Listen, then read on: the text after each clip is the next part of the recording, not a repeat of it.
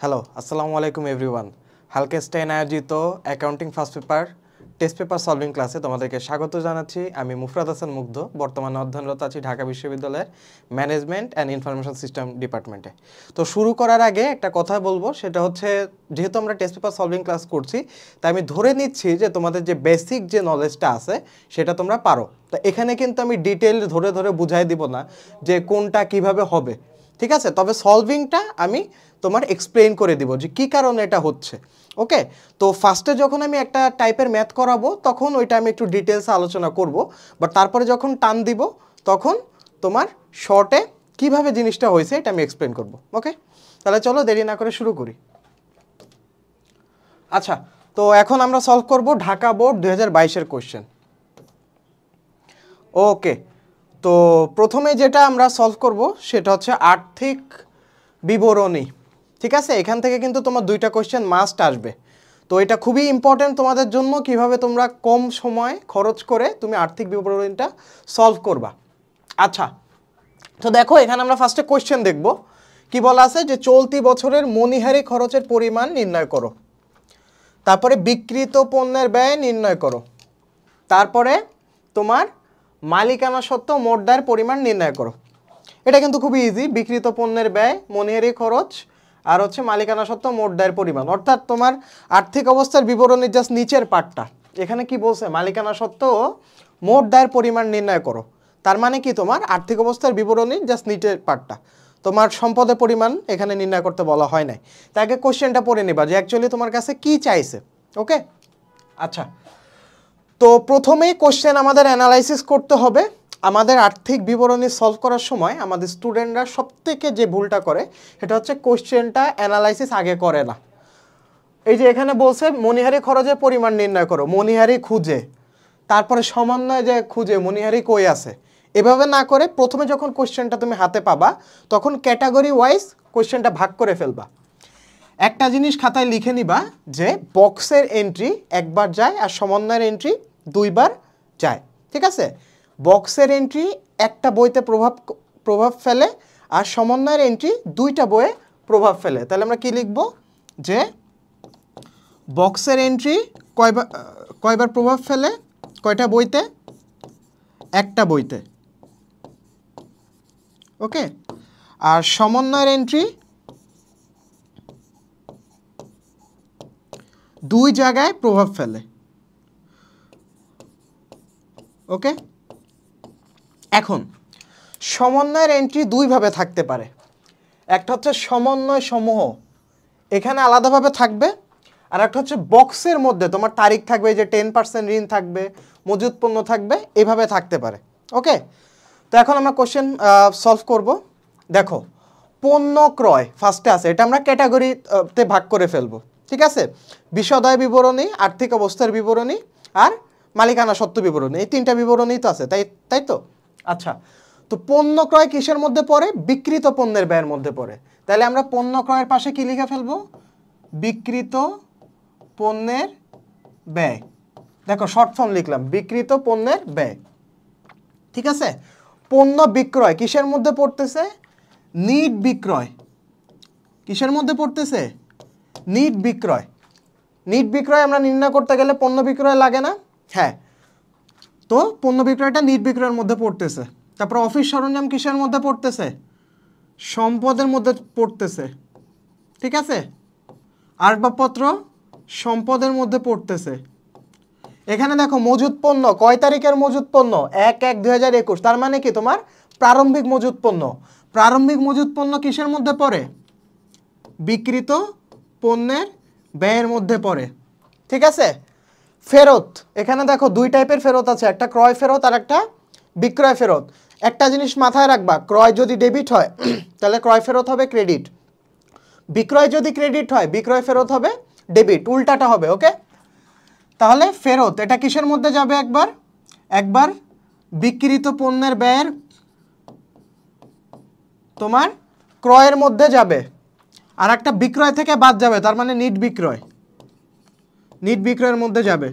ওকে, প্রাপ্য হিসাব আর প্রদেয় হিসাব, এটা কি সম্পদের মধ্যে যাবে। কি সম্পদ? চলতি সম্পদ, দিবা চলতি সম্পদ। ঠিক আছে, আমদানি শুল্ক কিসের থেকে বাদ হয়? বিক্রিত পণ্যের ব্যয় থেকে বাদ হয়। তাহলে এটা বিক্রিত পণ্যের ব্যয়। পরিবহন খরচ, এটা কি তোমার পরিবহন খরচ, ভাড়া খরচ, মনিহারি, এগুলো সব কি তোমার পরিচালন ব্যয়। পরিচালন ব্যয়, পরিচালন ব্যয়, পরিচালন ব্যয়। ঠিক আছে, তারপরে হচ্ছে কি তোমার উত্তোলন। উত্তোলন কি হয়? উত্তোলন কিন্তু বাদ যায়। ওকে, তাহলে উত্তোলন এটা মালিকানা সত্ত্ব থাকবে। তারপরে ঋণ, ঋণ কি তোমার দীর্ঘমেয়াদী দায়, এখানে দীর্ঘমেয়াদী দায়, এভাবে শর্ট ফর্মে দিবা, সব এভাবে সবগুলো শর্ট ফর্মে দিবা। ওকে, ঠিক আছে। সাধারণ সঞ্চিতি পরিচালন ব্যয়। তারপরে মজুরি খরচ বিক্রিত পণ্যের ব্যয়। তারপরে কি তোমার বেতন খরচ, বেতন খরচ কি তোমার পরিচালন ব্যয়। আর মূলধন হচ্ছে তোমার মালিকানা সত্ত্ব বিবরণীতে যায়, তাই তোমার এখানে দিবা ম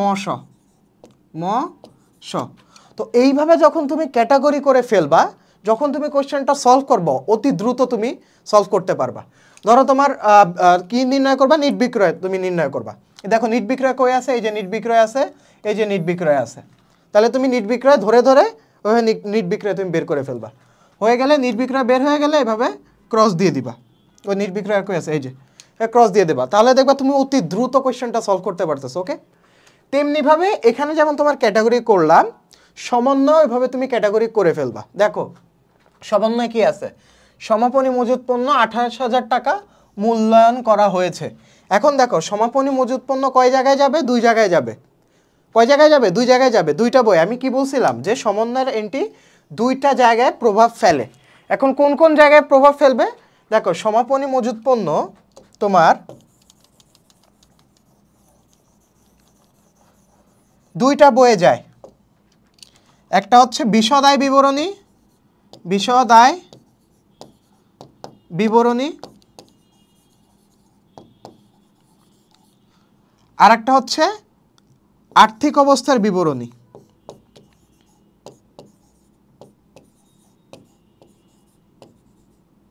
আর্থিক অবস্থার বিবরণী। ওকে, বিশদ আয় বিবরণীর কোন জায়গাটা যায়? বিক্রিত পণ্যের ব্যয়ে প্রারম্ভিক মজুত পণ্য যোগ ক্রয় সংক্রান্ত অন্যান্য খরচ মাইনাস সমাপনী মজুত পণ্য। এটা কিন্তু বিক্রিত পণ্যের ব্যয়ের তোমার সূত্র। ওকে, তো এই যে সমাপনী মজুত পণ্যটা বাদ যায় বিক্রিত পণ্যের ব্যয়ে, তাহলে বিশদ আয় বিবরণী এটা কোন সেগমেন্টে পড়তেছে? বিক্রিত পণ্যের ব্যয়ের মধ্যে পড়তেছে কিন্তু। ওকে, আর আর্থিক অবস্থার বিবরণীতে কোন সেগমেন্টে পড়তেছে? চলতি সম্পদের মধ্যে পড়তেছে। তো এখানে আমার যেহেতু জায়গা নাই তো আমি লিখতে পারতেছি না, তো একের এখানে তুমি কি লিখবা? বিক্রিত পণ্যের ব্যয়, বিক্রিত পণ্যের ব্যয় কমা দিয়ে লিখবা। আর একটা কোথায় যাচ্ছে? চলতি সম্পদ, চলতি সম্পদ। এইভাবে প্রত্যেকটা সমন্বয়ের এন্ট্রি তুমি এভাবে ভাগ করে ফেলবা। ওকে, ভাগ করে ফেলার পরে চলো আমরা এখন সলিউশনে যাই। সলিউশনের দিকে আমরা এখন মুভ করব। তো প্রথমে কি বলছে? প্রথম কোশ্চেনটা কি? যে চলতি বছরের মনিহারি খরচের পরিমাণ নির্ণয় করো। তাহলে চলো দেখি মনিহারি খরচের পরিমাণ কিভাবে নির্ণয় করব। এখানে মনিহারি খরচটা আগে বের করতে হবে। ওকে, এই যে মনিহারি, মনিহারি খরচটা বের করতে হবে। আর শোনো এখানে যে তোমার সম্পূর্ণ মজুত পণ্য দেখো কিসের মধ্যে আছে? বিক্রিত পণ্যের ব্যয়ের মধ্যে আছে। তাহলে বিক্রিত পণ্যের ব্যয়ের ক্ষেত্রে সম্পূর্ণ মজুত পণ্যটা আসবে। তেমনি দেখো এই যে 1500 টাকার মনিহারি দ্রব্যাদির মূল্য অন্তর্ভুক্ত করা হয়েছে। তার মানে এর মধ্যে প্রারম্ভিক মজুদের 500 টাকা এবং সমাপনী মজুদের মধ্যে 1500 টাকার মনিহারি দ্রব্যাদির মূল্য অন্তর্ভুক্ত করা হয়েছে। তার মানে এখানে কি হবে? মনিহারির সাথে অ্যাডজাস্ট করতে হবে, অর্থাৎ আলটিমেট তোমার মনিহারিটা কত। তো এখানে যেহেতু মনিহারির একটা সমন্বয় আছে তাই এখানে মনিহারির পাশে স্টার চিহ্ন দিয়ে দিবা। তো যখন স্টার চিহ্ন দিবা তখন বুঝবা যে এখানে একটা সমন্বয় আছে। সবগুলোর ক্ষেত্রে সেম করবা। দেখো ঋণের সুদ এখানে কিন্তু 10% আছে, তার মানে ঋণের সুদ আছে, ক্রেডিট জেনের সুদ ডেবিট। তো এইটাও কিন্তু একটা তোমার সমন্বয়, তাই এখানে স্টার্ট দিবা যাতে তুমি বুঝতে পারো যে কোশ্চেনটা দেখলে না এখানে একটা সমন্বয় আছে। এন্ট্রিটা যখন তুমি সলভ করবা তখন বুঝবা এখানে একটা সমন্বয় আছে। ওকে, তাহলে চলো আমরা সলভে চলে যাই ডিরেক্ট। আচ্ছা, তো মনিহারির ক্ষেত্রে কি করছে, মনিহারি যেটা ছিল বক্সে 4000 টাকা সেটার সাথে প্রারম্ভিক মজুরটা যোগ করছে। দেখো তোমার ওখানে কি ছিল, এখানে কিন্তু ছিল যে প্রারম্ভিক মজুদের মধ্যে 500 টাকা এবং সমাপনী মজুদের মধ্যে 1500 টাকার মনিহারি দ্রব্যাদি মূল্য অন্তর্ভুক্ত আছে। তো এখানে আমার মনিহারি খরচের পরিমাণ যদি নির্ণয় করতে হয় তাহলে প্রারম্ভিকটা যোগ হবে এবং সমাপনীটা মাইনাস যাবে। দেখো এখানে সেটাই করছে যে তোমার মনিহারির সাথে প্রারম্ভিক মজুরটা যোগ হয়েছে 500 টাকা আর সমাপনী মজুরটা তোমার বিয়োগ হয়েছে 1500 টাকা। তাহলে আমার চলতি বছরের মনিহারি খরচের পরিমাণ কত, তোমার 3000 টাকা। আশা করি বুঝেছো ক নাম্বারটা কিভাবে সলভ করতে হবে। এখন চলো আমরা খ নাম্বার দেখি। আচ্ছা, খ নাম্বারে কি বলা আছে, ধানসিঁড়ি অ্যান্ড কোংয়ের বিক্রিত পণ্যের ব্যয় নির্ণয় করো। এখন দেখো তুমি কিভাবে সলভ করবা। বিক্রিত পণ্যের ব্যয়, বিক্রিত পণ্যের ব্যয়ের আগে আমরা সূত্র চলো লিখে ফেলি।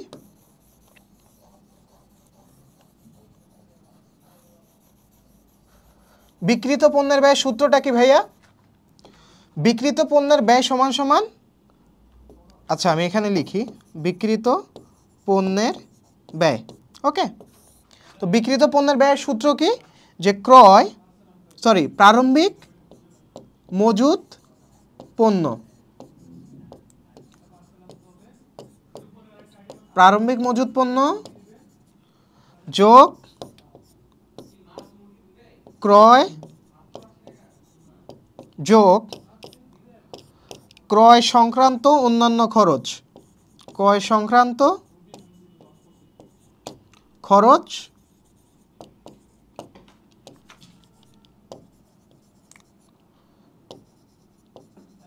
মাইনাস সমাপনী মজুদ পণ্য।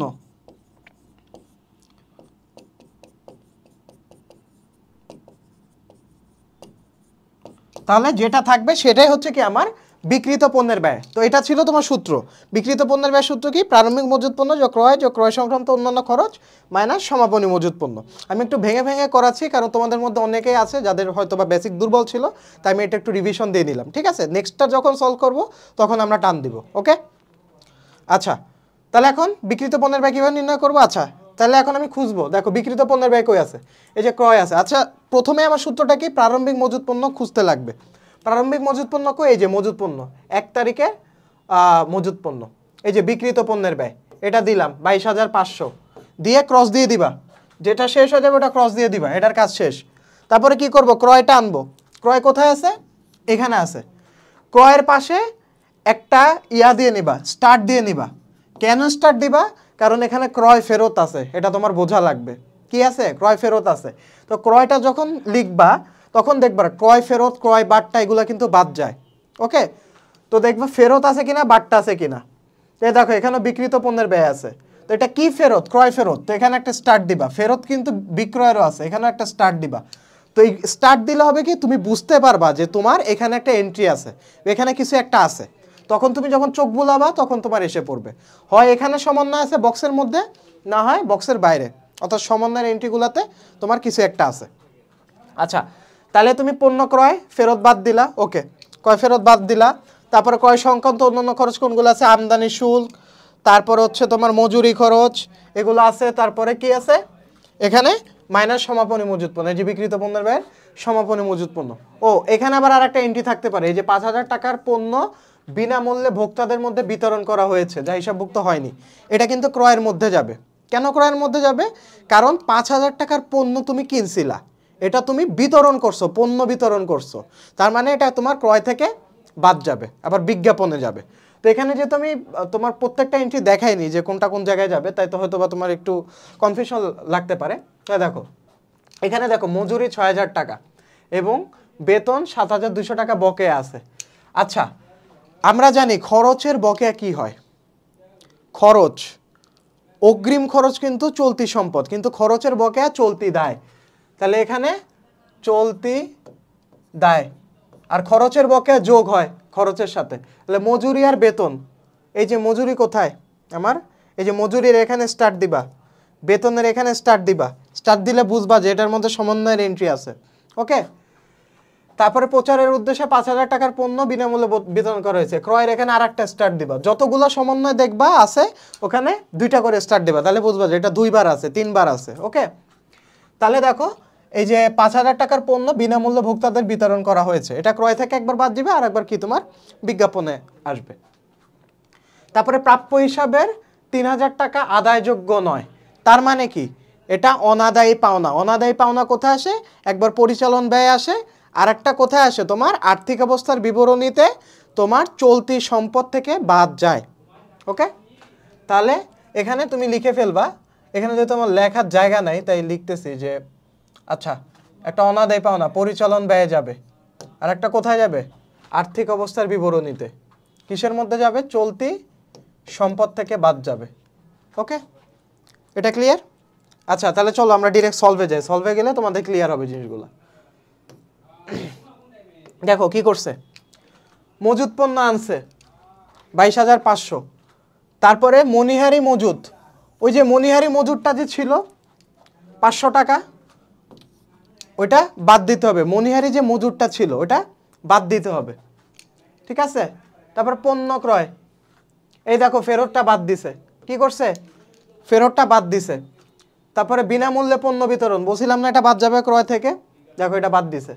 তারপরে দেখো কি আসছে? আমদানি শুল্ক আসছে, পরিবহন খরচ আসছে, আচ্ছা পরিবহন খরচ বিক্রিত পণ্যের ব্যয়ের মধ্যে, ঠিক আছে। মজুরি খরচ আসছে, এই দেখো বকেয়াটা যোগ হয়েছে, বাদ সমাপনী মজুদ পণ্য, ঠিক আছে। আবার মনিহারি মজুরটা আবার এখানেও বাদ দিছে, এখানে মনিহারি মজুরটা হচ্ছে 1,500। একটা জিনিস মাথায় রাখবা, দেখো প্রারম্ভিকটা আমরা যোগ করছিলাম না যখন মনিহারিটা নির্ণয় করছিলাম, বিক্রিত পণ্যের ব্যয় এসেও মনিহারি মজুদ যেটা আছে এটা প্রারম্ভিক মজুদ থেকে বাদ যাবে আর সমাপনী মজুদ থেকেও বাদ যাবে, এই জিনিসটা খেয়াল রাখবা, ঠিক আছে। যে মনিহারি মজুদ যেটা ছিল সমন্বয়ের এন্ট্রিতে, এটা প্রারম্ভিক মজুদ থেকেও বাদ যাবে, সমাপনী মজুদ থেকেও বাদ যাবে। প্রারম্ভিক থেকে প্রারম্ভিকটা বাদ যাবে আর সমাপনী থেকে সমাপনীটা বাদ যাবে। দেখো প্রারম্ভিকটা কত ছিল? 500 টাকা, আর সমাপনী মনিহারি মজুদ কত ছিল? 1,500 টাকা। দেখো আমরা মিলাইনি, চলো এই যে দেখো এই যে প্রারম্ভিক মজুদের মধ্যে 500 টাকা আর সমাপনী মজুদের মধ্যে 1,500 টাকার মনিহারি দ্রব্যাদির মূল্য অন্তর্ভুক্ত রয়েছে। যেহেতু এটা অন্তর্ভুক্ত রয়েছে তাই এটা কি করতে হবে? তোমার বাদ দিতে হবে। তাহলে দেখো এই যে প্রারম্ভিক মজুদ পণ্য, এই যে এটার থেকে 500 টাকা, আর সমাপনী মজুদ পণ্য এটা থেকে 1,500 টাকা তোমার বাদ দিতে লাগবে। ওকে, আর এই যে তোমার মজুরি 6,000 টাকা ছিল, যোগ বকেয়া মজুরি হয়েছে। আশা করি ক্লিয়ার তোমাদের কাছে। ওকে, আচ্ছা যেহেতু 2 নাম্বারটা ক্লিয়ার, আমরা বিক্রিত পণ্যের ব্যয় নির্ণয় করে ফেললাম। এখন হচ্ছে আমাদের নিট লাভ 99,200 টাকা ধরে 2021 সালের 31 ডিসেম্বর তারিখে মালিকানা সত্ত্ব মোট দায়ের পরিমাণ নির্ণয় করো। তার মানে এটা আর্থিক অবস্থার বিবরণী জাস্ট নিচের পার্টটা, মোট দায় ও মালিকানা সত্ত্ব পরিমাণ নির্ণয় করো। এখানে একটা জিনিস খেয়াল রাখবা, দেখো কোশ্চেনে কিন্তু বলাই আছে নিট লাভ 99,200 টাকা ধরে। তো অনেক সময় এইভাবে কোশ্চেন আসতে পারে যে এখানে তোমার নিট লাভ বের করতে হতে পারে খ নাম্বারে, আবার গ নাম্বারে বললো নিট লাভ 19,200 টাকা ধরে। তখন কিন্তু আমরা অনেক সময় স্টুডেন্ট এই মিস্টেকটা করি, খ নাম্বারে যেটা বের হয়েছে ওইটাই নিট লাভ ধরে করি, কিন্তু এখানে কিন্তু ভাই তোমাকে বলেই দিছে নিট লাভ 99,200 টাকা ধরে। তো যদি কোশ্চেনে তোমাকে বলে দেয় নিট লাভ এটা ধরে, তাহলে কোশ্চেনেরটাই তুমি নিবা। ওকে, তুমি যেটা আগে খ নাম্বারে বের করছো ওইটা তোমার আনার দরকার নাই, মনে থাকবে। আচ্ছা চলো এখন আমরা গ নাম্বারটা সলভ করি। এখানে বলছে মালিকানা শর্ত মোট দায়ের পরিমাণ নির্ণয় করো। তাহলে এখানে আমরা মহাশ খুঁজবো, মালিকানা শর্ত কই আছে, তারপরে দায় খুঁজবো। মোট দায় কি? দীর্ঘমেয়াদী দায় আছে, স্বল্পমেয়াদী দায় আছে। তো এখানে দায়ের এন্ট্রিগুলো খুঁজবো, ঠিক আছে, আর মালিকানা সত্ত্বের এন্ট্রিগুলো খুঁজবো। তাহলে চলো আমরা সলিউশনে চলে যাই। আচ্ছা দেখো, তো প্রথমে কি করছে? দায়সমূহ মালিকানা সত্ত্ব, প্রথমে চলতি দায় নির্ণয় করছে। চলতি দায় কি কি আছে? প্রদেয় হিসাব, ওকে, প্রদেয় হিসাব, বকেয়া মজুরি, বকেয়া বেতন। দেখো বকেয়া মজুরি, বকেয়া বেতন, অর্থাৎ এগুলো কিন্তু মজুরি বেতন দুইটাই কি তোমার খরচ, খরচ। তাহলে খরচের বকেয়া চলতি দায় হয়, এটা সবসময় মাথায় রাখবা। খরচের বকেয়া চলতি দায়, অগ্রিম খরচ এটা চলতি সম্পদ, ঠিক আছে, অর্থাৎ উল্টাটা। বকেয়া হলে চলতি দায়, আর অগ্রিম হলে তোমার চলতি সম্পদ। এটা একটু ছোট করে নোট করে টুকে নিতে পারো, তোমার ফিউচারে কাজে লাগবে। আচ্ছা দেখো, ঋণের বকেয়া সুদ, দেখো 1 লাখ টাকা ছিল, ওই যে 10%, ওই যে আমরা বক্সে তোমার দেখছিলাম, দেখো ঋণের বকেয়া সুদটা কোত্থেকে আসছে, এই যে তোমার ঋণের সুদ, এটা কি তোমার পুরোটাই তোমার বকেয়া। এখানে একটা তোমার কোশ্চেন আসতে পারে যে ভাইয়া এখানে ঋণের সুদ, এটা বকেয়া কোথাও তো উল্লেখ নেই, এটা বকেয়া ধরবো কিভাবে? এটা একটা জিনিস মাথায় রাখবা যে ঋণের যে সুদটা আছে এটা যদি তোমার নির্দিষ্ট করে উল্লেখ না থাকে, তাহলে ঋণের এই তোমার বক্সের যে পার্সেন্টেজটা দেওয়া আছে, পার্সেন্টেজটার পুরাটাই তোমার বকেয়া ধরে নিতে হবে, মনে থাকবে? তাহলে দেখো ঋণের সুদ কত, 1 লাখ। তাহলে দেখো কত নির্ণয় করছি আমরা, এই যে 1 লাখের 10%, 10,000 টাকা। তাহলে চলতি দায় বের করলাম, দীর্ঘমেয়াদী দায়ের মধ্যে 10% ঋণ আসবে, 10% ঋণ আসলো। তারপর হচ্ছে তোমার মালিকানা সত্ত্ব, তোমার মূলধন আসবে, মূলধন কিন্তু মালিকানা সত্ত্বের মধ্যে পড়ে। তারপরে সূত্র অনুযায়ী মূলধনের সাথে নিট লাভ, এই দেখো প্রশ্নে প্রদত্ত, কি আছে প্রশ্নে প্রদত্ত। তারপরে আমার উত্তোলন বাদ যাবে আর সাধারণ সঞ্চিতি যোগ হবে। তো এইগুলো সবই কি তোমার এই যে মূলধন থেকে শুরু করে সাধারণ সঞ্চিতি পর্যন্ত এটা মালিকানা সত্ত্বের উপাদান। তাহলে চলো আমরা কোশ্চেনে ফিরে যাই, কোশ্চেনে যে দেখি, এই দেখো মূলধন তোমার মশ মালিকানা সত্ত্ব, আর এখানে সাধারণ সঞ্চিতি, আচ্ছা আমি পণ্য ব্যয় দিয়েছি ভুলে, এটার জন্য দুঃখিত। এটা হবে তোমার মালিকানা সত্ত্বের মধ্যে সাধারণ সঞ্চিতি।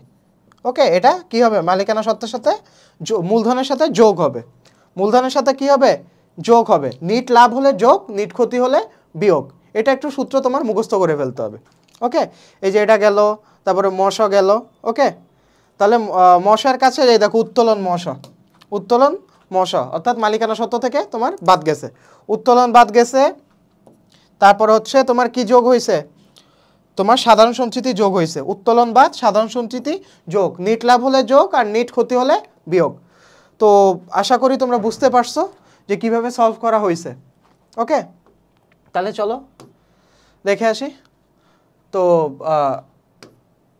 এই ছিল হচ্ছে তোমার মোট দায় ও মোট মালিকানা সত্ত্ব। দীর্ঘমেয়াদী দায় চলতি দায় যোগ করছে, আর মালিকানা সত্ত্বের মধ্যে নিট লাভ প্রশ্নে যেটা আছে ওটা যোগ হয়েছে, আর উত্তোলন আর সাধারণ সঞ্চিতি তোমার একটা বাদ হয়েছে আর একটা যোগ হয়েছে, যেহেতু সাধারণ সঞ্চিতি যোগ করা হয় আর উত্তোলন তোমার বাদ দিতে হয়। ওকে, আশা করি তোমরা বুঝতে পেরেছো। তো এই ছিল তোমার হচ্ছে ফার্স্ট কোয়েশ্চেনটা, ঢাকা বোর্ডের ফার্স্ট কোয়েশ্চেন। তো এখন আমরা চলো সেকেন্ড কোয়েশ্চেনটা সলভ করব। ওকে, তো সেকেন্ড কোয়েশ্চেনটা চলো সলভ করি। এখন আমি তোমাদের এত ডিটেলস বলবো না, এখন হচ্ছে ডিরেক্ট আমরা টান দিয়ে সলভ করব। তাহলে দেখো এখানে আসবাবপত্র কি আছে, আসবাবপত্র, যন্ত্রপাতি, সেবায়, সাপ্লাইস, এগুলা মোটামুটি তোমার সম্পদ, দীর্ঘমেয়াদী সম্পদ। এটা 10 লিখতে পারো দীর্ঘমেয়াদী সম্পদ, বা তোমাদের যেভাবে তোমরা চলতি সম্পদ, স্থায়ী সম্পদ, দীর্ঘমেয়াদী সম্পদের তোমরা যেভাবে কমফোর্টেবল ফিল করো। ঠিক আছে, আমি তোমার দীর্ঘমেয়াদী সম্পদ এটা 10 দিলাম। ঠিক আছে, সাপ্লাইস দিলাম, সাপ্লাইস এটা হচ্ছে তোমার চলতি সম্পদের মধ্যে। ঠিক আছে, সেবা আয় এটা পরিচালনা আয়ের মধ্যে। ওকে, তারপরে প্রাপ্য হিসাব, প্রদেয় হিসাব, প্রাপ্য হিসাব হচ্ছে চলতি সম্পদ, প্রদেয় হিসাব হচ্ছে চলতি দায়। ঠিক আছে, আর উত্তোলন এটা কিসের মধ্যে, মালিকানা সত্ত্বের মধ্যে। অনুপার্জিত সেবায় এটা হচ্ছে পরিচালনা আয়ের মধ্যে। পুঞ্জীবিত অবচয় এটা তোমার সম্পদের মধ্যে, দীর্ঘমেয়াদী সম্পদের মধ্যে। ঠিক আছে, বেতন খরচ পরিচালন ব্যয়ের মধ্যে। উপভাড়া এটা পরিচালন আয়ের মধ্যে, উপভাড়া একটা আয়। বিনিয়োগ এটা একটা সম্পদ। দীর্ঘমেয়াদী সম্পদের মধ্যে। মূলধন এটা মালিকানা সত্ত্বের মধ্যে। ভাড়া খরচ এটা পরিচালন ব্যয়ের মধ্যে। ওকে, এই গেল মোটামুটি অ্যানালাইসিস শেষ আমার বক্সের। এখন আমরা সমন্বয়ে যাব। আচ্ছা, এখানে বলছে মাসিক বেতন খরচের পরিমাণ 1500 টাকা। তাহলে বেতন খরচের এখানে এন্ট্রি আছে। ওকে, এখানে স্টার্ট দিয়ে ফেললাম। ধারে সেবা প্রদান করা হয়েছে 15000 টাকা, যা হিসাবভুক্ত করা হয়নি। তাহলে ধারে সেবা দিছে না, তাহলে একটা সেবা এর মধ্যে পড়তেছে, হিসাবভুক্ত করা যেহেতু হয়নি, তাহলে সেবায় এখানে এন্ট্রি আছে, অর্থাৎ তোমার এখানে সমন্বয় আছে। তারপরে অনুপার্জিত সেবায়ের 2/3 অর্জিত হয়েছে। অর্জিত হয়েছে মানে অনুপার্জিত যেটা ছিল। অনুপার্জিত মানে কি? মানে যে সেবা এটা তোমার এখনো পাওয়া হয়নি, ওটা কি তোমার অনুপার্জিত। আর উপার্জিত মানে কি? যেটা অলরেডি আমি রিসিভ করছি, মানে আমার ক্যাশটা তোমার রিসিভ করা হয়েছে। ওকে, তাহলে 2/3 অর্জিত হয়েছে। তাহলে এখানেও একটা তোমার সমন্বয়ের এন্ট্রি আছে, তো এটা তুমি স্টার্ট দিয়ে ফেলবা। ওকে, এখন বছর শেষে অব্যবহৃত সাপ্লাইজের পরিমাণ ছিল 2500 টাকা। তার মানে সাপ্লাইজের এখানে এন্ট্রি আছে। দেখো সাপ্লাইজ কোথায় আছে? চলতি সম্পদ। ওকে, তাহলে এখানে তুমি স্টার্ট দিলা সমন্বয়। আসবাবপত্রের উপর 10% হারে অবচয় ধার্য করো। আসবাবপত্র কই আছে? এই যে আসবাবপত্র, এখানে তুমি স্টার্ট দাও। তাহলে আমি স্টার্ট দেওয়া শেষ, সমন্বয় দেখে দেখে এখন আমরা ডিরেক্ট সলভ করব। ওকে, তো প্রথমে দেখো মোট সেবায়ের পরিমাণ নির্ণয় করো। কি বলা আছে? মোট সেবায়ের পরিমাণ নির্ণয় করো। তাহলে চলো আমরা সলভ করি। কীভাবে মোট সেবায়ের পরিমাণ নির্ণয় করব? সেবায় প্রথমে যে এন্ট্রিটা ছিল ওটা দিব, তারপরে অলিখিত সেবায় মানে যে সেবায় এটা লেখা হয়নি ওইটা অ্যাড করব 15000 টাকা। অলিখিত সেবায় কোনটা? এই যে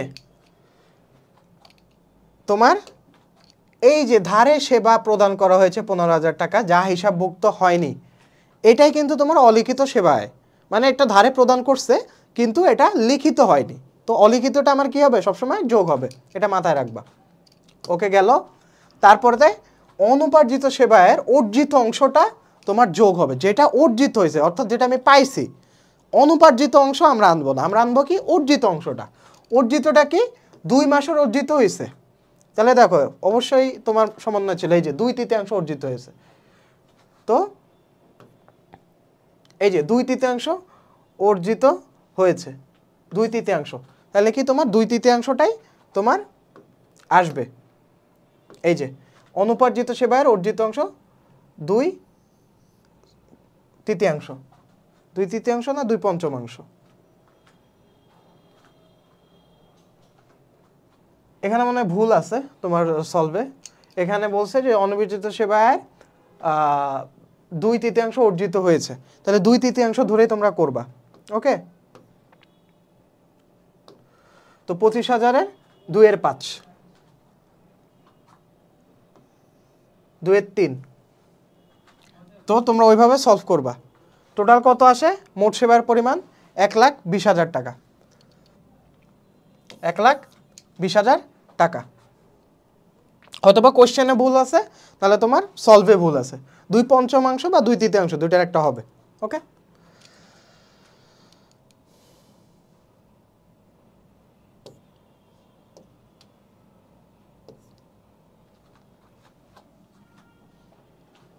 আচ্ছা, তো দেখো এখন হচ্ছে তোমার 2021 সালের 31 ডিসেম্বর তারিখে সমাপ্ত বছরের স্বাধীন রিপেয়ার্স সার্ভিসের বিশদায় বিবরণী প্রস্তুত করো।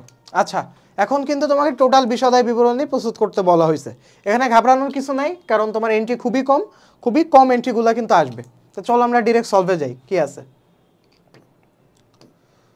আচ্ছা, তো দেখো বিশদায় বিবরণীতে তোমার কিভাবে তোমার সলভ করা হয়েছে। তো প্রথমে আয় থেকে ব্যয়গুলো বাদ দিতে হবে, খুবই সিম্পল হিসাব। আয় যেগুলো আছে ওখান থেকে ব্যয়গুলো তোমার বাদ দিয়ে দিলে হয়ে যাবে।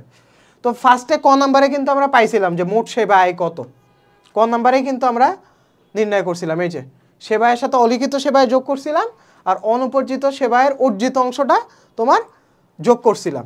তো যেটা আসে ওটাই কিন্তু তোমার মোট সেবা আয়। তাহলে মোট সেবা আয়, তারপরে উপভাড়া যোগ হবে। সেবার সাথে উপভাড়া মানে কিন্তু আয়। উপভাড়া মানে কি? তোমার সাবলেট। সাবলেট থেকে কি তোমার আয় হয় না? দেখবো অনেকে তোমার বাসা বাড়িতে যাদের হচ্ছে এক রুমে ব্যাচেলার তোমার সাবলেট দেয়, তো এটাই হচ্ছে তোমার বাংলাতে উপভাড়া বলে।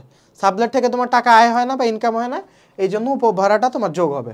তারপরে ব্যয়গুলো তোমার সবগুলো বাদ দিছে। দেখো বেতন খরচ দিছে, বেতনের সাথে বকেয়া বেতন যোগ দিছে। আচ্ছা এখানে একটা ক্যালকুলেশন করছে, দেখো সমন্বয় কিন্তু বলা ছিল যে 12 মাসের বেতন। তাহলে দেখো এই যে মাসিক বেতন খরচের পরিমাণ 15,000 টাকা, সরি 1500 টাকা। এটা কি মাসিক বেতন খরচের পরিমাণ। তার মানে আমার যেহেতু বিশদায় বিবরণী করতেছি 31 ডিসেম্বর তারিখে সমাপ্ত, তাই আমার 1 বছরেরটা হিসাব করতে হবে। এই জন্য 1500 গুণ 12 দিছে। ওকে 1500 গুণ কত দিছে? 12 দিছে। দেখো এই যে 1500 গুণ 12 মাইনাস 15,000 টাকা। দেখো 15,000 টাকা কোত্থেকে আসলো?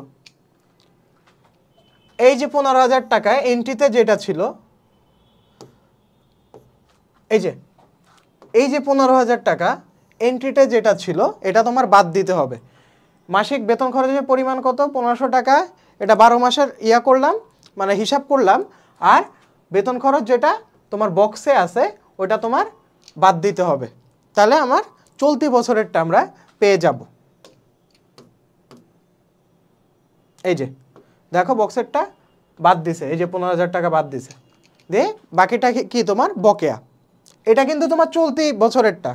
এই যে 15,000 টাকা এটা চলতি বছরের টাকা, আমরা যোগ করতেছি কোনটা? বকেয়াটুকু শুধু যোগ করতেছি। এই জন্য তোমার চলতি বছরেরটা বাদ দিয়ে হিসাব করতে হবে। আশা করি ক্লিয়ার, বুঝাতে পেরেছি। তারপর ভাড়া খরচ যোগ করলা, সাপ্লাইজ খরচ। দেখো সাপ্লাইজ খরচের মধ্যে মনে হয় সমন্বয়ের এন্ট্রি ছিল, এই যে বছর শেষে অব্যবহৃত সাপ্লাইজের পরিমাণ ছিল 2500 টাকা। তাহলে আমাদের কি ব্যবহৃতটুকু হিসাব করতে হবে। তাহলে দেখো সাপ্লাইজ খরচ কত ছিল? 6000। তাহলে এটা থেকে তোমার 2500 টাকা বাদ দিছে, বাদ দিয়ে তোমার জাস্ট ব্যবহৃত সাপ্লাইজটা হিসাবভুক্ত করছে। ওকে এই যে 6000 থেকে 2500 বাদ দিছে। তারপর হচ্ছে আসবাবপত্রের অপচয়, যেটা হচ্ছে তোমার পরিচালন ব্যয়, অর্থাৎ ব্যয়ের মধ্যে পড়তেছে 50,000-এর 10%। তোমার কত আসে? 5000। তো সবগুলো যোগ বিয়োগ করে আমার মোট ব্যয় বা নিট মুনাফা কত আসে? মোট ব্যয় আসে হচ্ছে 38,500 টাকা, আর নিট মুনাফা কত আসে তোমার? 89,500 টাকা। ওকে তো আশা করি ক্লিয়ার তোমাদের খ নাম্বার। এখন চলো গ নাম্বারটা আমরা একটু সলভ করি। যেটাতে আটকাবো তখন আমরা কোশ্চেনে আমরা ব্যাক করব। তাহলে দেখো চলতি সম্পদে কি ছিল? সাপ্লাইজ খরচ। সাপ্লাইজ কত ছিল? যেটা ছিল বসাই দিলাম 6000 বাদ সাপ্লাইজ খরচ। সাপ্লাইজ খরচ কত বাদ গেছে? 3,500 টাকা বাদ গেছে। কোন অংশটা বাদ গেছে? দেখো এই যে 3,500 টাকা, এটা কিন্তু ব্যবহৃতটা বাদ গেছে। একটা জিনিস মাথায় রাখবা, এই যে সাপ্লাইজ খরচ 2,500 এটা ছিল অব্যবহৃত, ঠিক আছে? এটা ছিল অব্যবহৃত। তো এটা আমরা কি করছি? ব্যবহৃতটা থেকে 6000 থেকে 2,500 বাদ দিলে যেটা থাকে সেটা হচ্ছে তোমার ব্যবহৃত সাপ্লাইজ খরচ, অর্থাৎ এই যে 3,500। এই 3,500 আমরা যে ক্যালকুলেশন করে বের করছিলাম ওইটা আমরা সাপ্লাইজ খরচে নিয়ে গেছি। এই যে সাপ্লাইজ খরচ বাদ ব্যবহৃত সাপ্লাইজ খরচ। তোমরা যদি বোঝার প্রবলেম হয় তাহলে এখানে ব্যবহৃত কথাটা লিখে নিতে পারো। ওকে ব্যবহৃত সাপ্লাইজ খরচ। তারপর হচ্ছে প্রাপ্য হিসাব। প্রাপ্য হিসাব লিখলাম, অলিখিত সেবায় যোগ করতে হবে। সেবায়ের কোন অংশটা অলিখিত ছিল, অর্থাৎ হিসাবভুক্ত করা হয়নি। তাহলে 15,000 টাকা। চলো দেখি কোশ্চেনে দেখি কই আছে। এই যে ধারে সেবা প্রদান করা আছে 15,000 টাকা, যা হিসাবভুক্ত করা হয়নি। তার মানে কি এটা অলিখিত সেবায় এটাও তোমার কি হয়েছে? যোগ হয়েছে। তারপরে কি তোমার দীর্ঘমেয়াদী বিনিয়োগ, বিনিয়োগটা দিলাম। তারপরে স্থায়ী সম্পদ দিলাম। আসবাবপত্র থেকে পুঞ্জীবিত অপচয় বাদ গেছে। এখানে পুঞ্জীবিত অপচয় দেখো 5,000 যোগ 5,000, এটা কোত্থেকে আসছে? চলো দেখে আসি। আচ্ছা তো অবচয় কোথায়? এই যে পুঞ্জীবিত অবচয় আসবাবপত্র, দেখো বক্সের 5,000, এটা একবার নিছি। তারপরে দেখো আসবাবপত্রের উপর 10% হারে অবচয় ধার্য করো, এটা একবার নিছি। তাহলে তোমার এই 5,000 আর এই আসবাবপত্রের উপর 10% অবচয়, দেখো আসবাবপত্র কত আছে? 50,000। এই 50,000-এর 10% কত হয়? 5,000 হয়। তো এই দুইটা তোমার যোগ করা হয়েছে। তো আশা করি তোমরা বুঝতে পারছো। এই যে তোমার 5,000 যোগ 5,000, তারপরে যন্ত্রপাতি আনলাম, মোট সম্পদ নির্ণয় হয়ে গেল। তারপর হচ্ছে চলতি দায়। চলতি দায়ের মধ্যে কি কি আছে? প্রদেয় হিসাব আছে, অনুপার্জিত সেবায়, যেটা আমরা তোমার করছিলাম, তোমার বক্সে দেখছিলাম। অনুপার্জিত সেবায় কত? তোমার 25,000 টাকা। এখান থেকে তোমার অর্জিত অংশটা বাদ যাবে। অর্জিত অংশ কত? 2/5। এখানে মনে 2/5ই হবে, তোমার কোশ্চেনে মিস্টেক থাকতে পারে, 2/5। ঠিক আছে, এখানে অর্জিত অংশটা অর্থাৎ 5 ভাগের 2 ভাগেরটা আমার অর্জিত হয়ে গেছে, কিন্তু আমরা নির্ণয় কি করতেছি? অনুপার্জিত, এই জন্য এটা অর্জিত অংশটা বাদ যাবে। তারপর বকেয়া বেতন, খরচের বকেয়া সবসময় চলতি দায় হয়, এটা তোমাদেরকে বলছি। খরচের বকেয়া চলতি দায়, আর অগ্রিম সম্পদ, অগ্রিম খরচ তোমার চলতি সম্পদ। ওকে, তারপর হচ্ছে মালিকানা সত্ত্ব, মূলধনের সাথে তোমার নিট মুনাফা, যেটা প্রশ্নে প্রদত্ত আছে ওটা তোমার যোগ হবে। এখানে যদি প্রশ্নে প্রদত্ত না থাকে তাহলে তুমি যেটা নিট মুনাফা বের করছিলা, এই যে নিট মুনাফা বের করছিলা 89,500, এটা তুমি যোগ করবা। এই যে 89,500 দেখো যোগ আছে, এই যে নিট মুনাফা 89,500 যোগ আছে। ওকে, তারপরে উত্তোলনটা বাদ যাবে। তারপরে যেটা বের হবে সেটা হচ্ছে মোট দায় ও মালিকানা সত্ত্ব। তো আশা করি তোমরা বুঝতে পেরেছো যে কিভাবে তোমার আর্থিক বিবরণীটা তুমি সলভ করবা ইফেক্টিভ ওয়েতে। ওকে,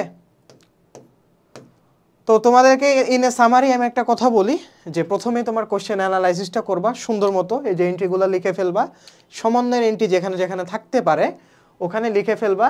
দরকার হলে এখানে তো জায়গা নেই তাই আমি লিখতে পারতেছি না, কিন্তু তুমি পরীক্ষার যে কোশ্চেনটা থাকবে কোশ্চেনের পাশে যে মাসিক বেতন খরচের পরিমাণ 1,500 টাকা, তাহলে কি বেতন খরচ কিসের মধ্যে যায়? পরিচালন ব্যয়ের মধ্যে যায়, এখানে প ব লিখবা।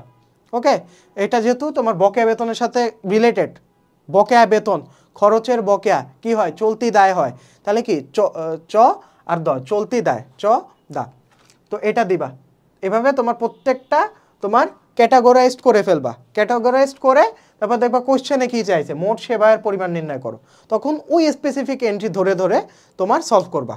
আর লাস্টে দেখো তুমি যদি সবগুলো করে তারপরে রিভাইজ দিতে যাও তাহলে কিন্তু তুমি বিপদে পড়বা, ঝামেলায় পড়বা। ধরো তুমি ক নাম্বার শেষ, খ নাম্বার শেষ, গ নাম্বার শেষ, তারপর তুমি রিভাইজ দিতেছো, তখন দেখবা একটা এন্ট্রি অন্তর্ভুক্ত হয়নি, একটার প্রভাব 2-3টায় পড়তেছে, পুরো অঙ্কটাই তোমার কাটা যাবে।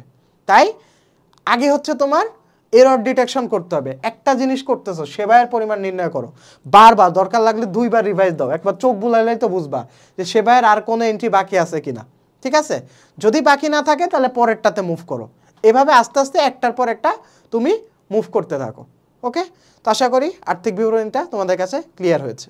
এখন আমরা সলভ করব তোমার লেনদেনের চ্যাপ্টারটি, ঢাকা বোর্ডের 2022-এর সলভ। এটা হচ্ছে 3 নাম্বার কোশ্চেন। এটা হচ্ছে তোমার লেনদেনের চ্যাপ্টার, এটা সব থেকে ছোটো এবং খুবই তোমার টাইম কনজিউমিং, মানে খুবই টাইম কম নেয়। ওকে, এবং খুবই ইজি, তোমাদের হয়তো অনেকেরই প্রিয় এই চ্যাপ্টারটা, লেনদেনের চ্যাপ্টার। সেটা হচ্ছে দেখো, তো এখানে প্রথমে কি বলা আছে? সোনালী ট্রেডার্সের প্রারম্ভিক মূলধনের পরিমাণ নির্ণয় করো। অর্থাৎ প্রারম্ভিক মূলধন কত ছিল? প্রারম্ভিক মানে কি 1 তারিখের যে লেনদেনগুলো হয় এটা হচ্ছে তোমার প্রারম্ভিক মূলধন। তারপরে কি বলছে? লেনদেনের কারণ সহ ডেবিট ক্রেডিট নির্ণয় করো। দেখো এখানে কিন্তু 2-3 টাইপের কোশ্চেন আসতে পারে। জানুয়ারি তারিখের লেনদেনগুলোর কারণ সহ ডেবিট ক্রেডিট নির্ণয় করো, এটা এক টাইপের কোশ্চেন। শুধু ডেবিট ক্রেডিট নির্ণয় করো, এটা এক টাইপের কোশ্চেন। ঠিক আছে, তারপর সমীকরণ পদ্ধতিতে তোমার লেনদেনের ডেবিট ক্রেডিট নির্ণয় করো, এটা এক টাইপের কোশ্চেন। তো কোশ্চেনগুলো আগে আইডেন্টিফাই করতে হবে তোমার কি চাইছে। এই দেখো, আর এটা হচ্ছে জানুয়ারি এত তারিখের লেনদেনগুলো হিসাব সমীকরণের উপর প্রভাব দেখাও। তো হিসাব সমীকরণের উপর প্রভাব দেখাও, এই কোশ্চেনটা যদি আসে তাহলে বুঝবা ওই ছকের মাধ্যমে তোমাকে A = L+O, debit R credit অংশ সমান হতে হবে। তো এইটা একটু তোমার টেস্ট করতে হবে। ঠিক আছে, হিসাব সমীকরণের উপর প্রভাব দেখো, এই কোশ্চেনটা তোমার প্রায়ই আসে প্রত্যেকটা বোর্ডেই। যদি লেনদেন থেকে কোশ্চেন আসে তখন এই কোশ্চেনটা তোমরা প্রায় পাবা। ওকে, তো চলো আমরা দেরি না করে শুরু করি। তো প্রথমে কি বলছে? প্রারম্ভিক মূলধনের পরিমাণ নির্ণয় করো। তাহলে দেখো প্রারম্ভিক মূলধনের পরিমাণ নির্ণয় করো। তো প্রারম্ভিক মূলধনের পরিমাণ নির্ণয় করতে গেলে দেখো কি আছে? 1 জানুয়ারি তারিখে নগদ আছে, আসবাবপত্র আছে এবং 70,000 টাকা ঋণ নিয়ে ব্যবসা আরম্ভ করে। তাহলে দেখো প্রারম্ভিক মূলধনে কি কি আসবে? প্রারম্ভিক মূলধনে আসবে শুধু নগদ আর আসবাবপত্র। নগদ আর আসবাবপত্র এটাই শুধু প্রারম্ভিক মূলধন, আর ঋণ যেহেতু দায় তাই এটা মূলধনের মধ্যে আসতেছে না। ঠিক আছে, হিসাব সমীকরণের যেহেতু 3টা উপাদান, সম্পদ সমান সমান দায় প্লাস মালিকানা সত্ত্ব, A equal to L plus O E, equal to L plus O E, দায় প্লাস মালিকানা সত্ত্ব। যেহেতু ঋণ একটা দায়, তাই এটা তোমার মালিকানা সত্ত্বের মধ্যে আসতেছে না, এটা কি তোমার মালিকানা সত্ত্ব। মালিকানা সত্ত্বের আবার 4টা উপাদান, সি প্লাস আর minus E minus D. C মানে কি তোমার ক্যাপিটাল বা মূলধন, ক্যাপিটালের মূলধনের সাথে কি যোগ হয়, নিট লাভ যোগ হয়, এই জন্য আর মানে রেভিনিউ যোগ হয়েছে। মাইনাস ই মানে কি খরচগুলা বাদ যায়, এই জন্য মাইনাস ই। আর মাইনাস ডি কি উত্তোলন, উত্তোলনটা বাদ যায়। এটা তোমরা লিখে রাখতে পারো যাতে তোমার এক্সামে তোমার ফার্স্টলি তুমি সলভ করতে পারো। ওকে, তাহলে দেখো প্রারম্ভিক মূলধনের পরিমাণ নির্ণয় করলাম, এটা শেষ। ক নাম্বার শেষ আমার। খ নাম্বারে কি বলছে, এই কয় তারিখের লেনদেনগুলোর কারণ সহ ডেবিট ক্রেডিট নির্ণয় করো। তাহলে দেখো প্রথমে কি 1 তারিখের লেনদেনগুলোর কারণ সহ ডেবিট ক্রেডিট নির্ণয় করতে বলছে। তাহলে দেখো প্রথমে কি আছে, নগদ, আসবাবপত্র, 70,000 টাকা ঋণ। তাহলে দেখো লেনদেনগুলো আগে তোমার আইডেন্টিফাই করতে হবে। কি আছে, নগদ, নগদান হিসাব কি তোমার ডেবিট। তারপরে কি আসবাবপত্র হিসাব কি তোমার ডেবিট। তারপরে ঋণ 70,000 টাকা ঋণ, 70,000 টাকা যে ঋণ নিয়ে শুরু করছে, 70,000 ঋণের এটা কি নগদ টাকা না, তাই 70,000 টাকার সাথে 1,50,000 কিন্তু যোগ হবে যখন নগদান হিসাব ডেবিট দিবা। নগদান হিসাব 1,50,000-এর সাথে 70,000 যোগ হবে। ঠিক আছে, তো চলো আমরা এভাবে বললে বুঝবা না, আমরা তোমার ইয়াতে যাই, সলভে যাই। এই যে দেখো মার্চ 1 তারিখে কি আছে, নগদান হিসাব ডেবিট করছে, দেখো 2,20,000, 2,20,000 কোত্থেকে আসলো, 1,50,000 যোগ 70,000, ওই যে ঋণের 70,000, এই দুটা কিন্তু যোগ হয়েছে। দেখো নগদান হিসাব ডেবিট, নগদান হিসাব ডেবিট হলে কি হয়, সম্পদ বৃদ্ধি পায়, আমরা জানি সম্পদ বৃদ্ধি পায়। তারপরে আসবাবপত্র হিসাব ডেবিট, ওই যে 30,000 টাকার আসবাবপত্র নিয়ে শুরু করলো, সম্পদ বৃদ্ধি পাইছে, কারণ লিখলাম। তারপরে মূলধন হিসাব ক্রেডিট, মূলধন হিসাব ওই যে তোমার 1,80,000 টাকা, 1,50,000 যোগ 30, 1,80,000 টাকা মূলধন কিন্তু আমরা নির্ণয় করছিলাম। মূলধন কত পাইছিলাম, এই যে 1,80,000 টাকা, এই 1,80,000 টাকা আমার ক্রেডিটে বসাই দিছি। আমরা জানি যে মূলধন তোমার বৃদ্ধি পেলে ক্রেডিট হয়, মূলধন বৃদ্ধি পেলে ক্রেডিট হয়। ওকে, তাহলে মালিকানা সত্ত্ব বৃদ্ধি পাইছে মূলধনের মাধ্যমে। তারপরে ঋণ হিসাব, ঋণ হিসাবও কি তোমার ক্রেডিট, এটা তোমার কি বৃদ্ধি করছে, দায় বৃদ্ধি করছে। ওকে, তাহলে আচ্ছা এখানে একটা জিনিস তোমরা মাথায় রাখবা, সম্পদ বৃদ্ধি পেলে ডেবিট, হ্রাস পেলে ক্রেডিট। ওকে, সম্পদ বৃদ্ধি পেলে ডেবিট হয় আর হ্রাস পেলে ক্রেডিট হয়। আর দায় ও মালিকানা সত্ত্ব বৃদ্ধি পেলে ক্রেডিট হয় আর হ্রাস পেলে ডেবিট হয়। এটা সবসময় মাথায় রাখবা, আওলায় ফেলো না কিন্তু। সম্পদ সবসময় বৃদ্ধি পেলে ডেবিট হবে আর হ্রাস পেলে ক্রেডিট হবে। আর দায় ও মালিকানা সত্ত্ব সবসময় বৃদ্ধি পেলে ক্রেডিট হবে, হ্রাস পেলে ডেবিট, অথবা উল্টাটা, খুবই ইজি। এই জন্য দেখো এই যে সম্পদ বৃদ্ধি পেলে ডেবিট হয়েছে, আর এই দেখো ঋণ ক্রেডিট বৃদ্ধি পেলে ক্রেডিট হয়েছে। এই যে দায় ও মালিকানা সত্ত্ব বৃদ্ধি পেলে ক্রেডিট হয়, এই দেখো ক্রেডিট হয়েছে, ক্রেডিট ক্রেডিট, তার মানে এই মালিকানা সত্ত্ব দায় বৃদ্ধি পাইছে। ওকে, ক্লিয়ার। আচ্ছা 1 তারিখের লেনদেন গেল, এখন 12 তারিখের লেনদেন আসি। দেখো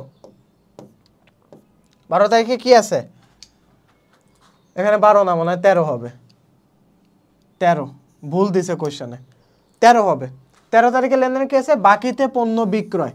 আচ্ছা এখানে একটা জিনিস লিখে রাখো, তোমার বাকিতে পণ্য ক্রয় বিক্রয়ের সূত্র মনে রাখার, বাকিতে পণ্য ক্রয় ও বিক্রয়, এটা একটা লাইনের মাধ্যমে মনে রাখবা, দেবী আমায় কৃপা করো। ওকে, দেবী আমায় কৃপা করো। ঠিক আছে, তো দেবী আমায় কৃপা করো, এটা হচ্ছে তোমার এখানে দেবী আর কৃপা। তো দেবী থেকে তোমার দেনাদার হিসাব ডেবিট, দেনাদার ডেবিট, আর বিক্রয় ক্রেডিট। বিক্রয় কি হবে? ক্রেডিট হবে। আর কৃপা থেকে তোমার ক্রয় ডেবিট, ক্রয় ডেবিট, আর পাওনাদার, পাওনাদার ক্রেডিট। এটা হচ্ছে তোমার শর্ট ট্রিক্স। তুমি কীভাবে মনে রাখবা যে বাকিতে ক্রয় বিক্রয় যখন শুনবা তখন এটা যাবেদা কী হবে? দেবী আমায় কৃপা করো।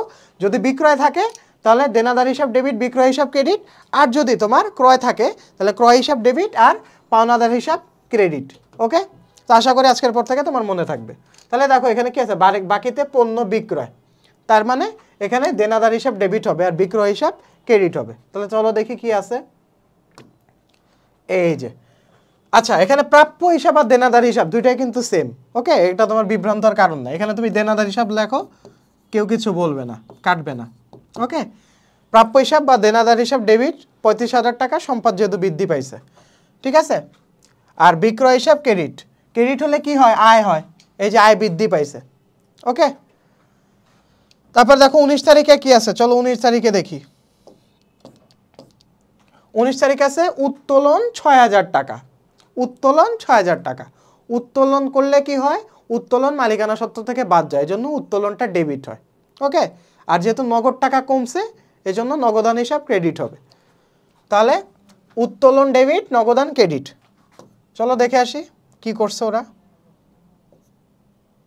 এই যে উত্তোলন হিসাব দেখো ডেবিট করছে। উত্তোলন হিসাব, এই যে উত্তোলন হিসাব ডেবিট করছে, নগদান হিসাব ক্রেডিট করছে। উত্তোলন হিসাব কেন ডেবিট করছে? কারণ মালিকানা সত্ত্ব হ্রাস পাইছে। মালিকানা সত্ত্ব আমি তোমাদেরকে আগেই বলছি যে সম্পদ বৃদ্ধি পেলে ডেবিট, হ্রাস পেলে ক্রেডিট, কিন্তু দায় ও মালিকানা সত্ত্ব বৃদ্ধি পেলে ক্রেডিট আর হ্রাস পেলে ডেবিট। এই জন্য দেখো উত্তোলন হিসাব ডেবিট হয়েছে আর মালিকানা সত্ত্ব হ্রাস হয়েছে, অর্থাৎ মালিকানা সত্ত্ব মাইনাস হয়েছে। আশা করি ব্যাপারটা ক্লিয়ার তোমাদের কাছে। তারপরে নগদান হিসাব ক্রেডিট কেন? কারণ নগদ সম্পদ তোমার হ্রাস পাইছে, এই জন্য দেখো সম্পদ হ্রাস। আচ্ছা, এখন আমরা পরের জাবেদাতে যাব। পরের জাবেদায় দেখো কি আছে, 30 নাম্বার, কমিশন পাওয়া গেল। তাহলে কমিশন পাওয়া গেল, এখানে দুইটা জিনিস হচ্ছে। কমিশন আমি যেহেতু পাইছি, তার মানে কেমন? নগদ টাকা বাড়ছে না, এই জন্য নগদান হিসাব ডেবিট হবে। আর দুঃখিত, কমিশনটা পাওয়া গেছে, নগদ টাকা আমি পাইছি, এজন্য নগদান হিসাবটা ডেবিট হবে। আর কমিশন প্রাপ্তি, এটা কিন্তু একটা আয়, আয় বৃদ্ধি পেলে ক্রেডিট হয়, এজন্য প্রাপ্ত কমিশন হবে ক্রেডিট। তা চলো দেখি সলভে কি আছে। এই যে নগদান হিসাব ডেবিট, যেহেতু 3,000 টাকা সম্পদ বৃদ্ধি পাইছে, আর প্রাপ্ত কমিশন হিসাব ক্রেডিট। এই যে আয় বৃদ্ধি পাইছে, আয় কি হয়েছে? বৃদ্ধি পাইছে। আয় বৃদ্ধি পেলে ক্রেডিট হয়। আমি তোমাকে বলছিলাম এটা কিন্তু তোমার মালিকানা সত্ত্বের মধ্যেই পড়ে। তুমি আবার কনফিউজড হয়ে যাও না যে আয়টা কোথা থেকে আসলো, এটা ক্রেডিট কেন হলো। এটা এই জন্য ক্রেডিট হয়েছে যেহেতু এটা আয়। আমি তোমাকে বলছিলাম মালিকানা সত্ত্বের সূত্র কি? সি প্লাস আর মাইনাস ই মাইনাস ডি। এই যে দেখো আরটা যোগ হয়েছে না, আর মানে কি? রেভিনিউ। রেভিনিউ মানে আয়, এটা মালিকানা সত্ত্বকে বৃদ্ধি করছে, এই জন্য দেখো আয় বৃদ্ধি, অর্থাৎ মালিকানা সত্ত্ব বৃদ্ধি। বোঝা গেছে? তো খ নাম্বার আমাদের এখানে শেষ। এখন আমরা গ নাম্বার কোশ্চেন দেখব কি আছে। আচ্ছা, তো গ নাম্বারে আমাদের সবথেকে যে কোশ্চেনটা আসে লেনদেনে, সেটা হচ্ছে হিসাব সমীকরণের উপর প্রভাব দেখাও। তো প্রথমে আমার 1 তারিখের প্রভাবটা দেখাতে হবে। চলো আমরা ছকে ফিরে যাই অ্যান্সারে। আচ্ছা দেখো, তো এখানে বিবরণী ছক আছে 2021 সালের জানুয়ারি মাসের জন্য। তোমরা এখানে একটা কাজ করবা, এখানে তোমরা অনেকে হচ্ছে আগেই লাইন টেনে ফেলো। আগে লাইন টানবা ঠিক আছে, কিন্তু নিচের এন্ডিংটা আগে টানবা না। নিচের এন্ডিং যদি তুমি আগে টানো তাহলে তোমার প্রবলেম হবে। ওকে, নিচের এন্ডিংটা আগে টানবা না, একটা একটা করে এন্ট্রি তুমি লিপিবদ্ধ করবা। হয় না, রেকর্ড হয় না? আচ্ছা আচ্ছা, তাহলে তুমি কি করবা? এই বিবরণ ছক যখন তুমি করবা তখন তুমি একটা একটা করে এন্ট্রি তুমি লিপিবদ্ধ করবা।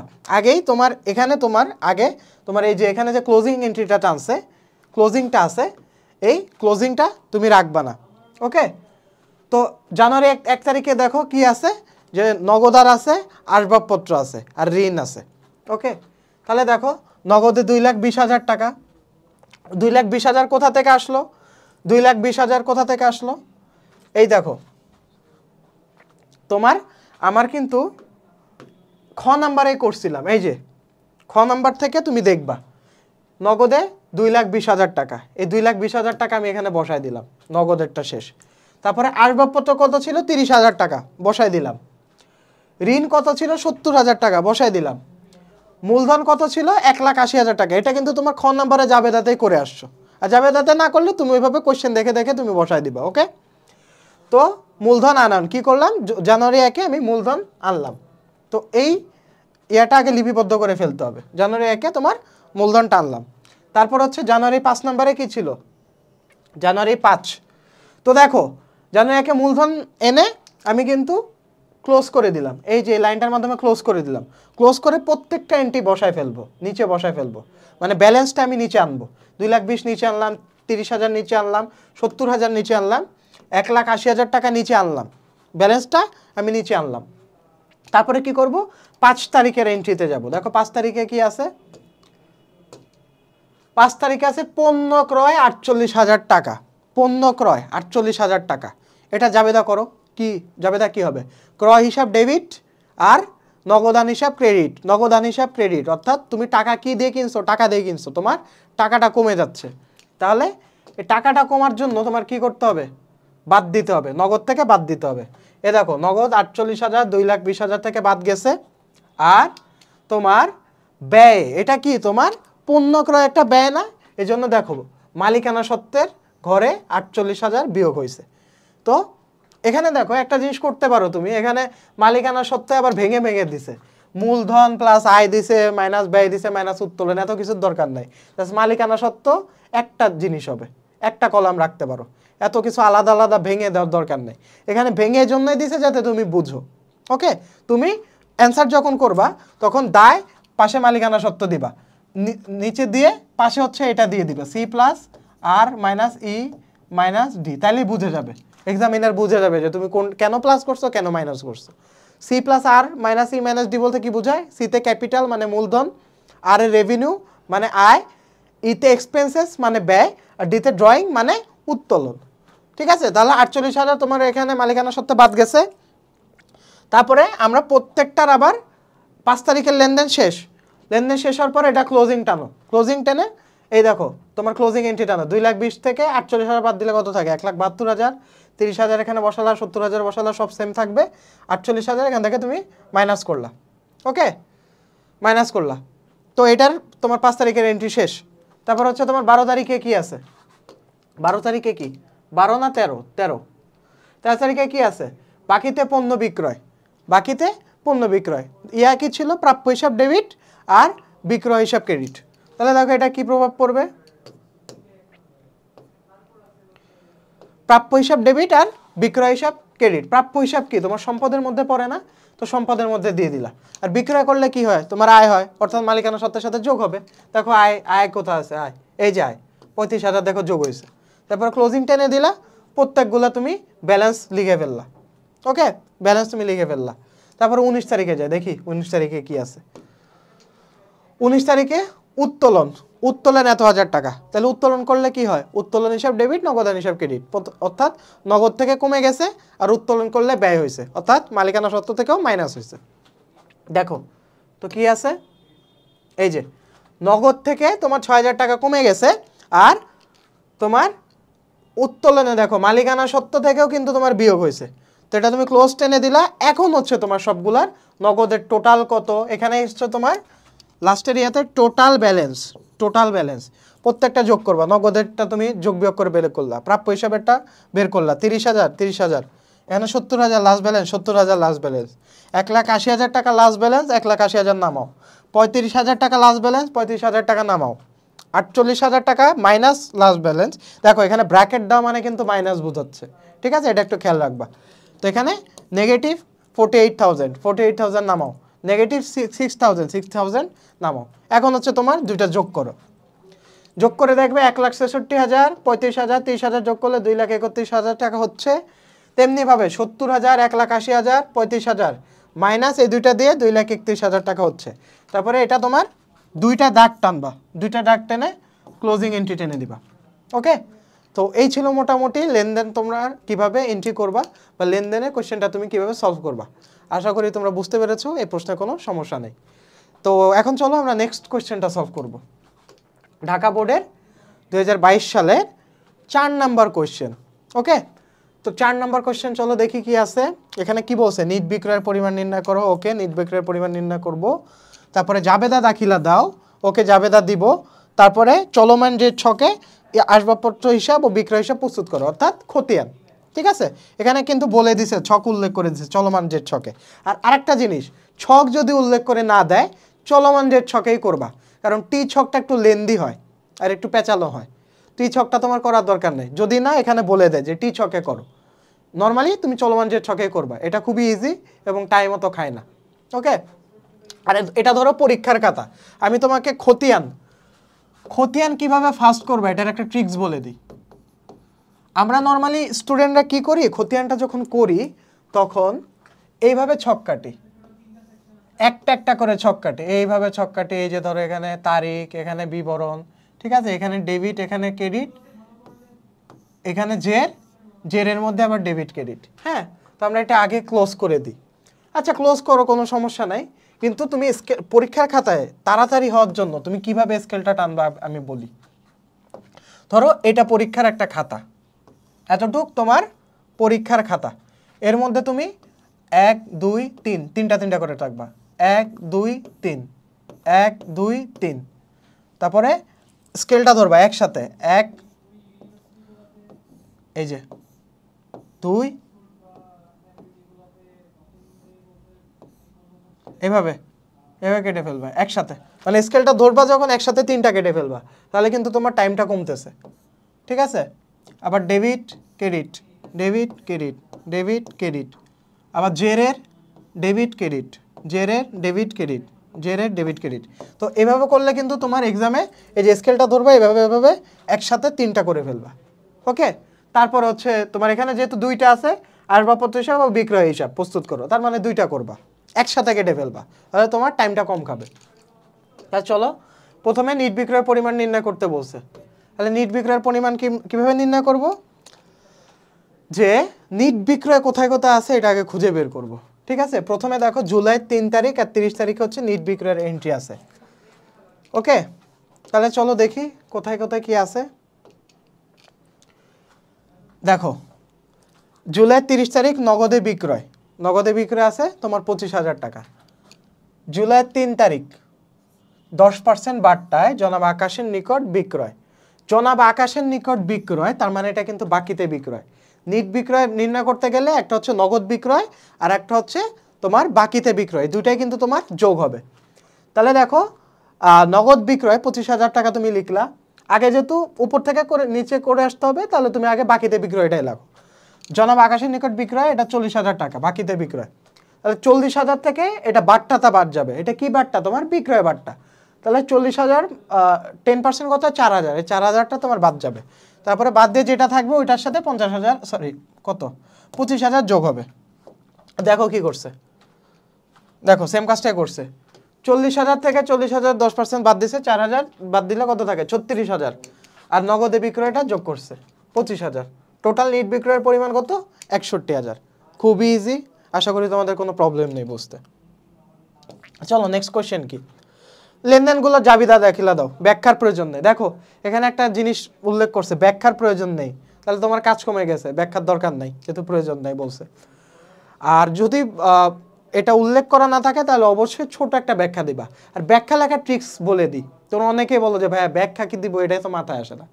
ব্যাখ্যা তুমি যা করছো সেটারই ব্যাখ্যা দিবা। দেখো আমি তোমাকে একটা উদাহরণ দিই, নগদ 80,000 টাকা, আসবাবপত্র 40,000 টাকা এবং ব্যাংক জমার উদ্ধৃত 50,000 টাকা নিয়ে ব্যবসা আরম্ভ করে, তাহলে এটা তোমার জাবেদা কি, নগদান হিসাব ডেবিট, আসবাবপত্র হিসাব ডেবিট। ঠিক আছে, ব্যাংক জমার উদ্ধৃত কি হবে, ব্যালেন্স বিডি, বা ব্যাংক হিসাব ডেবিট। আর এখানে কি কি ক্রেডিট হবে তোমার, এখানে ক্রেডিট হবে নগদান হিসাব, তোমার নগদ ৮০,০০০ টাকা, আসবাবপত্র ৪০,০০০ টাকা, আর ব্যাংক জমার উদ্দেশ্যে ৫০,০০০। আচ্ছা, এখানে ক্রেডিট হবে তোমার মূলধন হিসাব, এটা তুমি লিখলা। তার মানে এখানে কিন্তু কি করছে, ব্যবসা আরম্ভ করছে।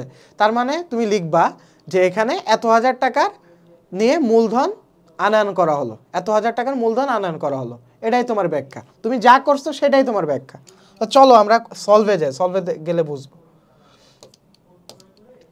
আচ্ছা, এখানে বলছে জুলাই ৯ তারিখের জাবেদা দাখিলা দাও।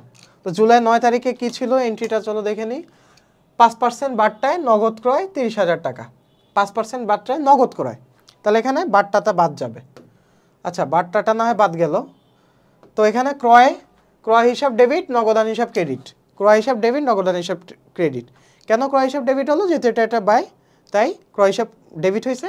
আর নগদান হিসাব কেন ক্রেডিট হলো, যেহেতু নগদ টাকাটা মাইনাস হয়ে গেছে। আর ক্রয় হিসাবে কতটুক আসবে, বাট্টাটা বাদ দিয়ে যা থাকে সেটা আসবে। ৩০,০০০ মাইনাস ৩০,০০০ এর ৫% বাদ দিয়ে যেটা থাকবে ওইটা হচ্ছে ৮,৫০০। অর্থাৎ ক্রয় হিসাব ডেবিট, নগদান হিসাব ক্রেডিট। তো জুলাই ৯ গেল। তারপরে দেখি জুলাই ১৫তে কি আছে, ব্যক্তিগত প্রয়োজনে ব্যাংক হতে উত্তোলন। আচ্ছা, ব্যক্তিগত প্রয়োজনে ব্যাংক থেকে উত্তোলন, এখানে দুই টাইপের জাবেদা আসতে পারে, একটা ব্যক্তিগত প্রয়োজনে আর একটা ব্যবসার প্রয়োজনে। এখানে যেহেতু ব্যক্তিগত প্রয়োজনে আছে, তাই ব্যাংক হতে যেহেতু উত্তোলন হয়েছে, তাই উত্তোলন হিসাব ডেবিট হবে আর ব্যাংক হিসাব ক্রেডিট হবে। ব্যক্তিগত প্রয়োজনে উত্তোলন করছে, কোথা থেকে উত্তোলন করছে, ব্যাংক থেকে। উত্তোলন যেহেতু করছে তার মানে এটা আমার একটা খরচ, ব্যবসা থেকে নিছে, তাই উত্তোলন হিসাব ডেবিট আর ব্যাংক হিসাব ক্রেডিট। ওকে, তেমনিভাবে 23 তারিখে কি বলা আছে, 23 তারিখে দেখো বিনিয়োগ হিসাব ডেবিট আছে, ব্যাংক হিসাব ক্রেডিট আছে। কেন বিনিয়োগ হিসাব ডেবিট আছে 23 তারিখে, রূপালী লিমিটেডের শেয়ার ক্রয় ৫০,০০০ টাকা। এই যে শেয়ার যেহেতু ক্রয় করছে, তার মানে এটা একটা বিনিয়োগ, আর বিনিয়োগ যেহেতু সম্পদ, তাই বিনিয়োগটা ডেবিট হয়েছে। বিনিয়োগটা কি হয়েছে, ডেবিট হয়েছে।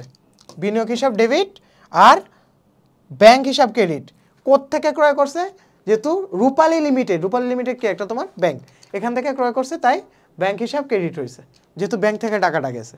ওকে, আচ্ছা, তো 23 তারিখে গেল রূপালী লিমিটেডের শেয়ার ক্রয় ৫০,০০০ টাকা। আচ্ছা, গেল। তাহলে এখন হচ্ছে ২৭ নাম্বার, জুলাই ৩ তারিখে পাওনা ৫% বাট্টায় পূর্ণ নিষ্পত্তিতে আদায় হলো। তো এটা একটা ইম্পর্টেন্ট ফ্যাক্ট। কি হয়েছে, ৩ তারিখে পাওনা বাট্টায় পূর্ণ নিষ্পত্তিতে আদায় হলো, এইটা কিন্তু অনেক ইম্পর্টেন্ট একটা জাবেদা। এটার জন্য দেখো জুলাই ৩ তারিখে কি ছিল, 10% বাট্টায় জনাব আকাশের নিকট বিক্রয় করছে। এটার মধ্যে ৩ তারিখে যে পাওনাটা ছিল সেটা 5% বাট্টায় পূর্ণ নিষ্পত্তিতে আদায় হয়েছে। তার মানে 5% বাট্টা দিয়ে পুরাটা আমি টাকাটা পাইছি। তাহলে এটা হিসাব কেমনে করতে হয় চলো দেখি। তাহলে দেখো, নগদান হিসাব ডেবিট, প্রদত্ত বাট্টা কত, 5% ছিল, প্রদত্ত বাট্টা ১,৮০০, অর্থাৎ 5% করবা যে টাকাটা ছিল ১,৮০০। আর প্রাপ্য হিসাব জনাব আকাশ ৩৬,০০০ টাকা। তাহলে টোটাল ৩৬,০০০ টাকা হচ্ছে তোমার প্রাপ্য হিসাব। তাহলে এটা তোমার ক্যালকুলেশনটা কিভাবে করছে দেখো, এখানে বলছে যে 5% বাট্টায় পূর্ণ নিষ্পত্তিতে আদায় হলো, এখানে ৪০,০০০ ছিল। তাহলে তুমি দেখো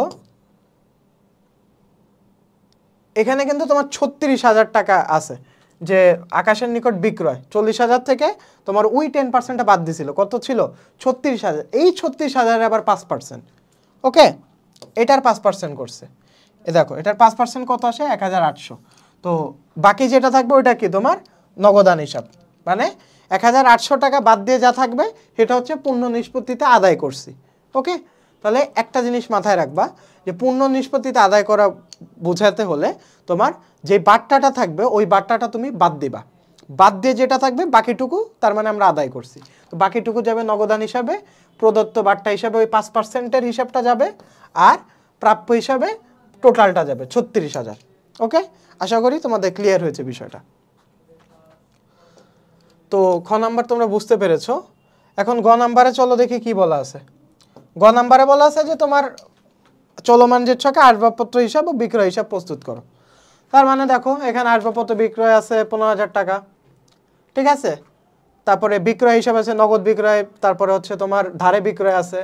তো চলো এটা কিভাবে আমরা সলভ করব দেখে নিই। তো প্রথমে আসি আসবাবপত্র হিসাবে। আসবাবপত্র হিসাবে কয়টা এন্ট্রি ছিল? দুইটা এন্ট্রি ছিল। একটা হচ্ছে জুলাই 1 তারিখের এন্ট্রি, তোমরা টেস্ট পেপার নিয়ে মিলাও। জুলাই 1 তারিখে কি ছিল? মূলধন হিসাব ছিল। মূলধন হিসাব কত ছিল? 40,000 টাকা, ঠিক আছে। আসবাবপত্র হিসাব তোমার ডেবিট, মূলধন হিসাবের বিপরীতে যেহেতু হয়েছে এই জন্য মূলধন হিসাব ক্রেডিট। আসবাবপত্র ডেবিট, মূলধন ক্রেডিট, ওকে। তো আসবাবপত্র হিসাব যেহেতু ডেবিট হয়েছে 40,000 ডেবিটে লিখে নিলা, যে 40,000 ডেবিটে এনে ফেললা। আর কোন হিসাবের বিপরীত হয়েছে? মূলধন হিসাবের বিপরীত হয়েছে, এই জন্য মূলধন হিসাব লিখবা, ঠিক আছে। তারপরে এখানে আসবাবপত্র হিসাব ক্রেডিট হয়েছে, 20 তারিখে ক্রেডিট হয়েছে। কোন হিসাবের বিপরীতে ক্রেডিট হয়েছে? নগদান হিসাবের বিপরীতে ক্রেডিট হয়েছে। তাই দেখো ক্রেডিট 15,000 টাকা বাদ দিলাম, 40 থেকে 15 গেলে কত থাকে? 25,000। 25,000 ডেবিটের ঘরে দিলাম, ওকে। তাহলে এটা গেল তোমার আসবাবপত্র হিসাব। এখন হচ্ছে বিক্রয় হিসাব। বিক্রয় হিসাব কিভাবে আমরা নির্ণয় করব? দেখো দুইটা এন্ট্রি আসছে, একটা হচ্ছে জুলাই 3, একটা হচ্ছে তোমার ধারে বিক্রয়, আর একটা নগদ বিক্রয়। তাহলে দেখো বিক্রয় হিসাব কি হয়? তোমার ক্রেডিট। বিক্রয় হিসাব ক্রেডিট। কোন হিসাবের বিপরীতে ক্রেডিট? প্রাপ্য হিসাবের বিপরীতে ক্রেডিট। আমরা যে যে অ্যামাউন্টটা খ নাম্বারে পাইছিলাম, তাহলে দেখো 36,000 পাইছিলাম, কিন্তু এই 36,000 ক্রেডিট ক্রেডিট হলো। তারপরে আবার 30 তারিখে কোন এন্ট্রিটা ছিল? চলো 30 তারিখে যাই। এই যে 30 তারিখ নগদ বিক্রয় 25,000 টাকা। নগদ বিক্রয় 25,000 টাকা, এটার তোমার জাবেদা কি? নগদ বিক্রয়, তার মানে কি আমার নগদান টাকা আসছে। নগদ বিক্রয়, বিক্রয় করলে কি হয়? আয় হয়। নগদান হিসাব ডেবিট, বিক্রয় হিসাব ক্রেডিট, তার মানে নগদ টাকা বাড়ছে। তখন কি হবে? তাহলে এই যে বিক্রয় হিসাব ক্রেডিট, নগদান হিসাব ডেবিট, বিক্রয় হিসাব ক্রেডিট। তাহলে বিক্রয় হিসাব যেহেতু ক্রেডিট, 25,000 ক্রেডিটে দিলাম। 36 যোগ 25 কত হয়? 61,000। তো ক্রেডিটের ঘরে কি হবে? 61, ওকে। তো এটাই ছিল মোটামুটি তোমার যে বিক্রয় হিসাব আর আসবাবপত্র হিসাব। তো আশা করি তোমরা কোশ্চেনটা বুঝতে পেরেছো। তো 4 নাম্বার কোশ্চেন এখানে সলভ হয়েছে। তো আশা করি তোমরা 4 নাম্বার পর্যন্ত কোশ্চেনটা বুঝতে পেরেছো। এখন আমরা 5 নাম্বার কোশ্চেন সলভ করব। তো 5 নাম্বার কোশ্চেন কি আছে? নগদান বই থেকে তোমার কোশ্চেন আসে। নগদান বই এই চ্যাপ্টারটা থেকে তোমার কোশ্চেন আসে। তো এখানে প্রথমে আমরা কোশ্চেনটা অ্যানালাইসিস করি, চলো দেখি কি আছে। এখানে বলছে প্রদত্ত নগদ বার্তার পরিমাণ নির্ণয় করো, উপযুক্ত লেনদেনগুলো দ্বারা নগদ প্রাপ্তি জাবেদা প্রস্তুত করো, তারপরে উপযুক্ত লেনদেনগুলো দ্বারা একটি উপযুক্ত নগদান বই প্রস্তুত করো। এখানে একটা তোমার ট্রিক্স আছে যে উপযুক্ত নগদান বই, এখন আমরা জানি নগদান বই 1 ঘরা হতে পারে, 2 ঘরা হতে পারে, 3 ঘরা হতে পারে। তাই এটা উপযুক্ত কোনটা এটা আমি বুঝবো কিভাবে? তো এটা বোঝার আইডেন্টিফাই করার উপায় হচ্ছে যে দেখবা এখানে তোমার বার্তা শব্দটা আছে কিনা, অর্থাৎ প্রদত্ত বার্তা বা প্রাপ্ত বার্তা আছে কিনা। যদি প্রাপ্ত বার্তা প্রদত্ত বার্তা থাকে, দেখো 5% বার্তায় পূর্ণ নিষ্পত্তিতে আদায় হলো, তার মানে কি? তোমার প্রাপ্ত বার্তা, ঠিক আছে। তো এটা যেহেতু আছে তার মানে বুঝবা এটার জন্য উপযুক্ত বই হচ্ছে 3 ঘরা নগদান বই, ওকে। তাহলে যদি তোমার বার্তা বা প্রাপ্ত বার্তা উল্লেখ থাকে তাহলে বুঝবা যে এটা 3 ঘরা নগদান বই, ঠিক আছে। এটা একটা তোমার ছোট্ট একটা ট্রিক্স। তাহলে দেখো প্রথমে বলছে প্রদত্ত নগদ বার্তার পরিমাণ নির্ণয় করো, অর্থাৎ তোমার কত টাকার নগদ বার্তা তোমার প্রদত্ত ছিল। তো চলো এটা নির্ণয় করি। প্রথমে সলভে চলে যাই। আচ্ছা, তো এখানে দেখো সলভে আছে জনাব সাগরকে প্রদত্ত বার্তা। জনাব সাগরকে প্রদত্ত বার্তা ছিল 28,000 টাকা, ঠিক আছে। তো এটা হচ্ছে এপ্রিল 27 তারিখের এন্ট্রি। দেখো এখানে জনাব সাগরের নিকট পাওনা টাকার 5% বার্তায় পূর্ণ নিষ্পত্তিতে আদায় হলো। তো জনাব সাগরের নিকট পাওনা টাকার এটার মানে কি? যে জনাব সাগর থেকে আমি টাকা পেতাম, জনাব সাগরের থেকে আমি টাকা পেতাম, সে টাকাটা দিতে চাচ্ছিল না, ঠিক আছে। অনেকে আছে টাকা দিতে চায় না, বিভিন্ন দোকানে গেলে দেখবা যে কাস্টমাররা বাকি খেয়ে যায়, টাকা দিতে চায় না। তো তখন দোকানদার বলে যে ভাই ঠিক আছে, আপনাকে আমি 5% বার্তা দিয়ে দিলাম, আপনি আমাকে টাকাটা দেন, আপনারা আমি ডিসকাউন্ট দিয়ে দিলাম, আপনার এই টাকা দেওয়া লাগবে না, আপনার 36,000 টাকা দেওয়া লাগবে না, আপনারা 10% আমি ডিসকাউন্ট দিলাম, আপনি 3600 টাকা মাইনাস করে দেন। তখন হচ্ছে 5,000 টাকাটা দিয়ে দেয়। তো জনাব সাগরে এমন একটা লোক যে লোকটা টাকাটা দিতে চাচ্ছিল না, তো তাকে লোভ দেখানোর জন্য বা সে যেন টাকাটা দেয়, তার পাওনা টাকাটা আদায় করার জন্য আমি তাকে একটু লোভ দেখালাম যে 5% তোমাকে আমি বাট্টা দিব যদি তুমি আমাকে এখন এই টাকাটা দিয়ে দাও। তো রাজি হয়ে গেছে, ঠিক আছে। ও রাজি হয়ে যাওয়ার পরে তখন আমরা ওর কাছ থেকে আদায় করছি। তো তাকে যে বাট্টাটা আমরা দিছি সেটা হচ্ছে প্রদত্ত বাট্টা। আর যেই বাট্টাটা আমরা পাইছি, তুমি যদি মিস্টার সাগর হও, তুমি মানে কোশ্চেনটা যখন সলভ করবা তখন বুঝবা তুমি এই কোম্পানি। তোমার কোম্পানি কি? তুমি হচ্ছে সৈকত, সৈকতের ব্যবসায় তুমি হচ্ছে সৈকত, ঠিক আছে। তুমি যদি সৈকত হও, ঠিক আছে, তাহলে তুমি হচ্ছে বাট্টাটা দিছো। আর তুমি যদি কারো কাছ থেকে এরকম, তুমি যদি সাগর হও তাহলে তুমি বাট্টাটা পাইছো। সাগরের জন্য এটা প্রাপ্ত বাট্টা, তোমার জন্য এটা প্রদত্ত বাট্টা। বোঝা গেছে? M I clear? ওকে, তাহলে দেখো নগদ বাট্টা পরিমাণ নির্ণয় করো, খুবই ইজি। জনাব সাগরের নিকট কত টাকা পাইতো? এখানে দেখো, এই যে জনাব সাগরের নিকট পণ্য বিক্রয় 28,000 টাকা। এই যে জনাব সাগরের নিকট পণ্য বিক্রয় 28,000 টাকা। 8,000-এ 5% দিবা, যেটা দিবা ওটাই হচ্ছে তোমার প্রদত্ত বাট্টা। তাই চলো দেখে নিই। এই যে জনাব সাগরকে প্রদত্ত বাট্টা 8,000-এ 5% কত হবে? 1400। 1400টাই হচ্ছে তোমার প্রদত্ত বাট্টা, ঠিক আছে। তো নেক্সটে আমরা যাব, এখানে বলছে নগদ প্রাপ্তি জাবেদা নির্ণয় করো। তো প্রথমে ছক কেটে ফেলবা। ছকে হচ্ছে তোমার ক্রেডিট হিসাব খাত। যেহেতু নগদ প্রাপ্তি, প্রাপ্তি মানে কি? তুমি টাকাটা পাইছো, পাইছো না? তো পাইছো, এটার বিপরীতে কি? তোমার ক্রেডিট, এই জন্য ক্রেডিট হিসাব খাত। নগদান ডেবিট, প্রদত্ত বাট্টা ডেবিট, বিক্রয় ক্রেডিট, প্রাপ্য হিসাব ক্রেডিট, অন্যান্য হিসাব ক্রেডিট, ঠিক আছে। তো এইভাবে তুমি কোনটা কোনটা নগদান ডেবিট হবে, প্রদত্ত বাট্টা ডেবিট হবে। নগদ প্রাপ্তি জাবেদা মানে তুমি টাকাটা পাইছো, ওকে। তো নগদান ডেবিট, প্রদত্ত বাট্টা ডেবিট, বিক্রয় ক্রেডিট, বিক্রয় করলে যেহেতু আয় হয়, প্রাপ্য হিসাব ক্রেডিট, অন্যান্য হিসাব ক্রেডিট। তো এটা দিলাম। এখন আমার প্রত্যেকটা এন্ট্রি ধরে ধরে তোমার এন্ট্রিটা নির্ণয় করতে হবে। এপ্রিলের 1 তারিখে দেখো কি হয়েছে? মূলধন, মূলধন নগদান হিসাব ডেবিট, মূলধন, তার মানে মূলধনের বিপরীতে নগদ টাকাটা আসছে। 1,10,000 ডেবিট হয়েছে, আর অন্যান্য হিসাব ক্রেডিট, মূলধন হিসাবে ক্রেডিট হয়েছে। মূলধন কি? তোমার অন্যান্য হিসাবের মধ্যে পড়ছে। মূলধন কি তোমার বিক্রয় হিসাব? না। মূলধন কি তোমার প্রাপ্য হিসাব? না। এজন্য তোমার অন্যান্য হিসাব ক্রেডিট এটার মধ্যে চলে গেছে। তাহলে চলো আমরা কোশ্চেনে ফিরে যাই, কেন আমরা এটা করলাম আরও তোমার ডিটেলসে দেখে আসি। দেখো এপ্রিল 1 তারিখে কি আছে? জনাব সৈকত নগদ 45,000 টাকা ও 65,000 টাকার ব্যাংক জমা নিয়ে ব্যবসায় আরম্ভ করলেন। তার মানে কি? নগদান হিসাব ডেবিট, ব্যাংক হিসাব ডেবিট, আর মূলধন হিসাব ক্রেডিট। তাহলে মূলধন হিসাব ওই যে ক্রেডিট হিসাব খাতের জন্য আমরা দেখো প্রাপ্তি জাবেদায় কি করছি? প্রাপ্তি জাবেদায় এই যে ক্রেডিট হিসাব খাতের জায়গায় মূলধন হিসাবটা দিছি।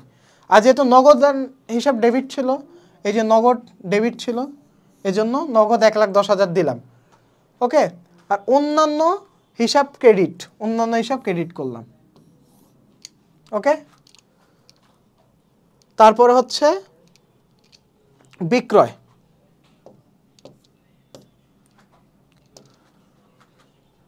এই যে 65 আর 45 কত হয়? 60 40 1 লাখ, 5 আর 5 10, 1,10,000।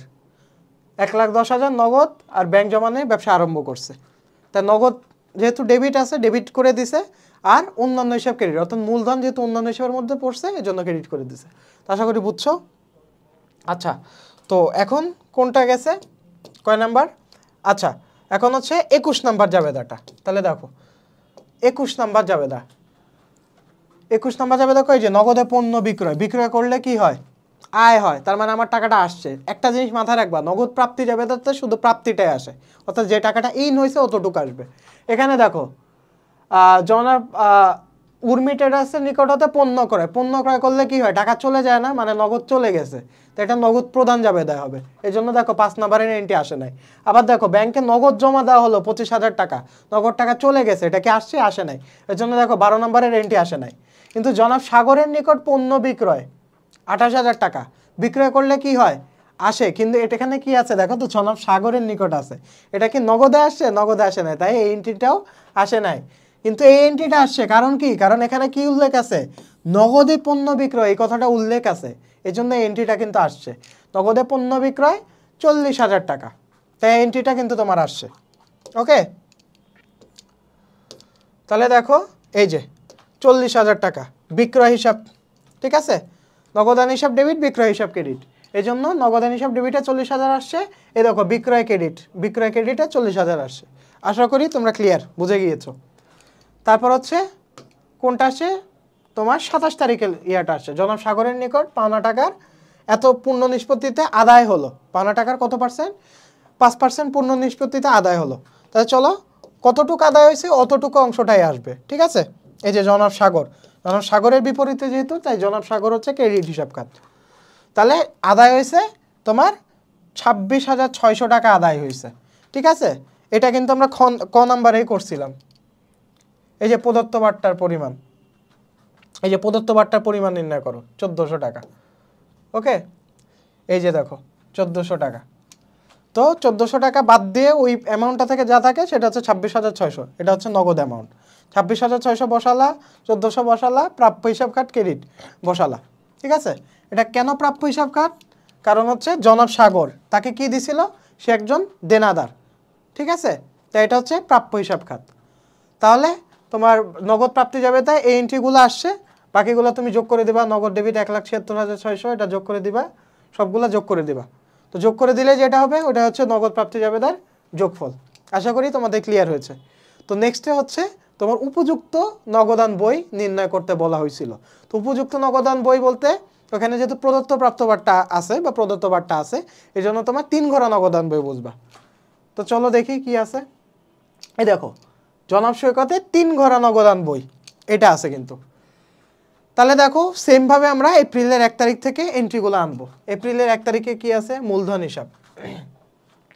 মূলধন হিসাবে কি কি ছিল? নগদান হিসাব, নগদ টাকা বাড়ছিল 45,000 বাড়ছে, ব্যাংক বাড়ছিল এখানে 65,000 টাকা বাড়ছে। ঠিক আছে, এখানে প্রাপ্তি হবে ডেবিট সাইডে, প্রদান হবে ক্রেডিট সাইডে, আচ্ছা, তারপরে আমরা এপ্রিল 5 তারিখে যাব। এপ্রিল 5 তারিখের লেনদেনে কি আছে? তোমার ক্রয় হিসাবের বিপরীতে আছে, অর্থাৎ প্রদান হয়েছে। ওকে, ক্রয় করা হয়েছে। তো ক্রয় করলে কি হয়? তোমার টাকাটা চলে যায়। দেখো নগদ টাকা চলে গেছে, আবার ব্যাংক থেকে 15,000 গেছে, নগদ আছে, ব্যাংক আছে। ওকে, তারপরে আমরা আসি 12 তারিখের লেনদেন। 12 তারিখের লেনদেনটা চলো কি আছে দেখো। ব্যাংকে নগদ জমা দেওয়া হলো, এখানে হচ্ছে এটা হচ্ছে কন্ট্রা এন্ট্রি। কন্ট্রা এন্ট্রি মানে কি? বিপরীত দাখিলা। কন্ট্রা, এটা কিন্তু তোমার এমসিকিউ তো আসে মাঝে মাঝে। কন্ট্রা এন্ট্রি, এটাকে কি বলা হয়? বিপরীত দাখিলা।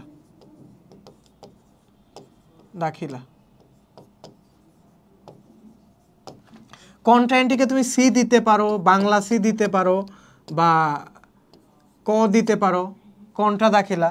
তো এটা দিতে পারো। তো কন্ট্রা দাখিলা কি? কন্ট্রা দাখিলার মধ্যে মানে তোমার দুইটারই একই হিসাব খাত, মানে একটা হিসাব খাত বাড়লে আর একটা হিসাব খাত কমবে। একই হিসাব খাত বলতে আমি কি বোঝাচ্ছি? যে সম্পদ, একটা সম্পদ বাড়লে আর একটা সম্পদ যদি কমে, তাহলে ওইটাকে বলা হয় আমরা কন্ট্রা এন্ট্রি। কেন কন্ট্রা এন্ট্রি বলা হচ্ছে? যেহেতু একটা সম্পদ বাড়তেছে, ওইটা বাড়ার কারণে আর একটা সম্পদ কমতেছে, এই জন্য এটা হচ্ছে বিপরীত দাখিলা। দেখো নগদে পণ্য বিক্রয়, ঠিক আছে, সরি, ব্যাংকে নগদে জমা দেওয়া হলো, ব্যাংকে নগদ জমা দেওয়া হলো, এটা একটা কন্ট্রা এন্ট্রি। কেন এটা কন্ট্রা এন্ট্রি? কারণ কোথায় জমা দিছে? ব্যাংকে জমা দিছে, ব্যাংকটা প্লাস হয়ে গেছে। কি কমে গেছে? নগদ কমে গেছে, তো নগদটা মাইনাস হয়ে গেছে। তাহলে দেখো এই এন্ট্রিটা কিন্তু দুই জায়গায় আসবে, একবার প্রাপ্তিতে আসবে আর একবার প্রদানে আসবে। প্রাপ্তি কি হয়েছে? ব্যাংকে নগদ জমা দেওয়া হয়েছে, এই জন্য ব্যাংকটা প্রাপ্তি, আর নগদটা প্রদান। তাহলে দেখো 12 নম্বর এন্ট্রিটা কিন্তু এর জন্য দুইবার আসছে।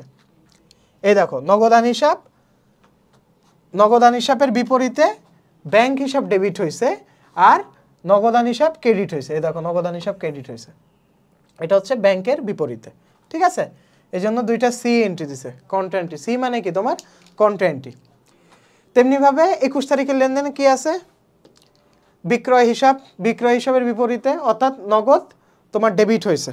ঠিক আছে, নগদ ডেবিট হয়েছে, অর্থাৎ নগদ টাকা আমি পাইছি, বিক্রয় করছি, পণ্য বিক্রয় করছি, তাই এই জন্য নগদে 40,000 টাকা আসলো। ওকে, এখন হচ্ছে 22 তারিখের লেনদেনে দেখো কি আছে। 22 তারিখে তোমার প্রদেয় হিসাবের বিপরীতে নগদ টাকা চলে গেছে, মানে উর্মিরে আমি পরিশোধ করে দিছি। উর্মি ট্রেডার্স যেহেতু আমার পাওনাদার, তাকে আমি পরিশোধ করে দিছি। কি পরিশোধ করছি? 14,500 টাকা পরিশোধ করছি। ঠিক আছে, পরিশোধ করার জন্য সে আমাকে বাট্টা দিছিল, ওই বাট্টা খরচের পরিমাণটা এখানে আসবে। যেহেতু আমি বাট্টাটা পাইছি তাই এটার নাম হচ্ছে প্রাপ্ত বাট্টা। ওকে, প্রদেয় হিসাব উর্মি ট্রেডার্স 500, 14,500। তাহলে চলো এটা দেখি হিসাবটা কিভাবে হয়েছে। 22 তারিখ। আচ্ছা, উর্মি ট্রেডার্সের নিকট আমাদের দেনা, দেখো কি বলা আছে, আমাদের দেনা 15,000 টাকার পূর্ণ নিষ্পত্তিতে পরিশোধ করা হলো, মানে আমরা পরিশোধ করছি। ঠিক আছে, মানে উর্মি ট্রেডার্স আমাদের থেকে টাকাটা পাইতো। ঠিক আছে, কত টাকা পাইতো? 15,000 টাকা। কিন্তু আমরা বলতেছিলাম না ভাই 15,000 টাকা দেওয়া পসিবল না। তখন উর্মি ট্রেডার্স আমাদের একটু লোভ দেখালো, লোভ দেখায় বললো আচ্ছা ভাই আপনাদের 15,000 টাকা পরিশোধ করা লাগবে না, আপনাদের আমি 500 টাকা ডিসকাউন্ট দিলাম, আপনি আমাকে 14,500 টাকা দেন। তখন আমরা বললাম আচ্ছা ঠিক আছে, যেহেতু 500 টাকা ডিসকাউন্ট দিচ্ছেন আমি দিয়ে দিচ্ছি, টাকাটা দিয়ে দিচ্ছি। তাহলে আমি যেহেতু টাকাটা দিয়ে দিচ্ছি, আমি পরিশোধ কত করছি? 14,500 টাকা পরিশোধ করছি। এটা আমার নগদ টাকা থেকে চলে গেছে, নগদ টাকা থেকে চলে গেছে না, তো নগদান হিসাব তোমার ক্রেডিট হয়েছে। আর আমি যে বাট্টাটা পাইছি, কত টাকা বাট্টা পাইছি? 500 টাকার বাট্টা পাইছি। দেওয়া দরকার ছিল 15,000, দিছি 14,500, তার মানে 500 টাকা আমি বাট্টা পাইছি, তো এটা প্রাপ্ত বাট্টায় গেছে। বোঝা গেছে? এই যে তোমার 14,500 হচ্ছে নগদ টাকা, এটা তোমার চলে গেছে ক্রেডিট। আর আমি যে টাকাটা পাইছি সেটা হচ্ছে প্রাপ্ত বাট্টা 500 টাকা। ওকে, এটাও ক্রেডিট যেহেতু আমি পাইছি। আচ্ছা, তো এখন হচ্ছে 27 তারিখ। 27 তারিখে আমার টাকা আসছে, নগদ টাকা আসছে দেনাদারের থেকে, অর্থাৎ সাগর আমাকে টাকা দিছে। ওকে, প্রাপ্য হিসাব জনাব সাগর। কত টাকা তাকে বাট্টা দেওয়া লাগছে, তাকে ছাড় দেওয়া হয়েছে। এখানে কিন্তু প্রদত্ত বাট্টা, তার কারণ কি? ছাড়টা আমি দিছি। ছাড়টা কে দিছে? আমি দিছি। খ নাম্বারে আমরা বের করছিলাম যে প্রদত্ত বাট্টা কত? 1400, আর বাকি টাকাটা কি? নগদ টাকা। নগদ টাকা আমরা পাইছি 24,600। ঠিক আছে, তো এটা গেল ডেবিট সাইড শেষ। এখন হচ্ছে ক্রেডিট সাইড। ক্রেডিট সাইডে কি আছে? বেতন হিসাব আছে। ঠিক আছে, মানে আমরা বেতন প্রদান করছি ব্যাংকের মাধ্যমে। দেখো ব্যাংক হিসাব ক্রেডিট হয়েছে বেতন হিসাবের বিপরীতে। ওকে, তো এখন হচ্ছে আমাদের কাজ হচ্ছে সব কিছু যোগ করে দাও। এটা যোগ করলাম, এটা যোগ করলাম, এটা যোগ করলাম, তিনটা যোগ করলাম। তারপরে ব্যালেন্স সিডি। ব্যালেন্স সিডি হচ্ছে, ব্যালেন্স সিডিটা কখন লিখব? যখন তোমার জমাতিরিক্ত থাকবে। ব্যালেন্স সিডি 52,100 হচ্ছে কি তোমার জমাতিরিক্ত, 63,000 কি তোমার জমাতিরিক্ত। ওকে, ব্যালেন্স সিডিটা আবার এই ব্যালেন্স যে সিডিটা থাকবে এটা আবার পরের বছরে ব্যালেন্স বিডিতে নিয়ে আসতে হবে। ব্যালেন্স সিডিটা তুমি কীভাবে নির্ণয় করবা? 1400, 1,11,600, 90,000 এটা যোগ করবা। সেমভাবে 500, 1,11,600, 90,000 এটা দিবা। ডেবিটটা ক্রেডিটটা লিখবা। লিখে যে পার্থক্যটা থাকবে, ডেবিট ক্রেডিটের যে পার্থক্যটা থাকবে ওইটাই হচ্ছে ব্যালেন্স সিডি। ব্যালেন্স সিডিটা কি? ডেবিট অ্যান্ড ক্রেডিটের পার্থক্যটা, ডেবিট মাইনাস ক্রেডিট, এটার পার্থক্য যেটা সেটা হচ্ছে তোমার ব্যালেন্স সিডি। এই যে 52,100 এটা অবশ্যই তোমার নগদ টাকার ডেবিট। নগদ টাকা কত ছিল এটা যোগ করে এখানে ক্রেডিটগুলো বাদ দিয়ে যেটা থাকছে সেটা হচ্ছে 52,100। তেমনিভাবে ব্যাংকের 65,000, 25,000 কত হয়? 90,000। 90,000 এখানে কত ছিল? 15,000 আর 12,000 কত হয়? 15 আর 10 কত? 25 আর 2 27। তাহলে 90,000 থেকে 27,000 বাদ দিলে কত থাকে? 63,000। এই দেখো 63,000।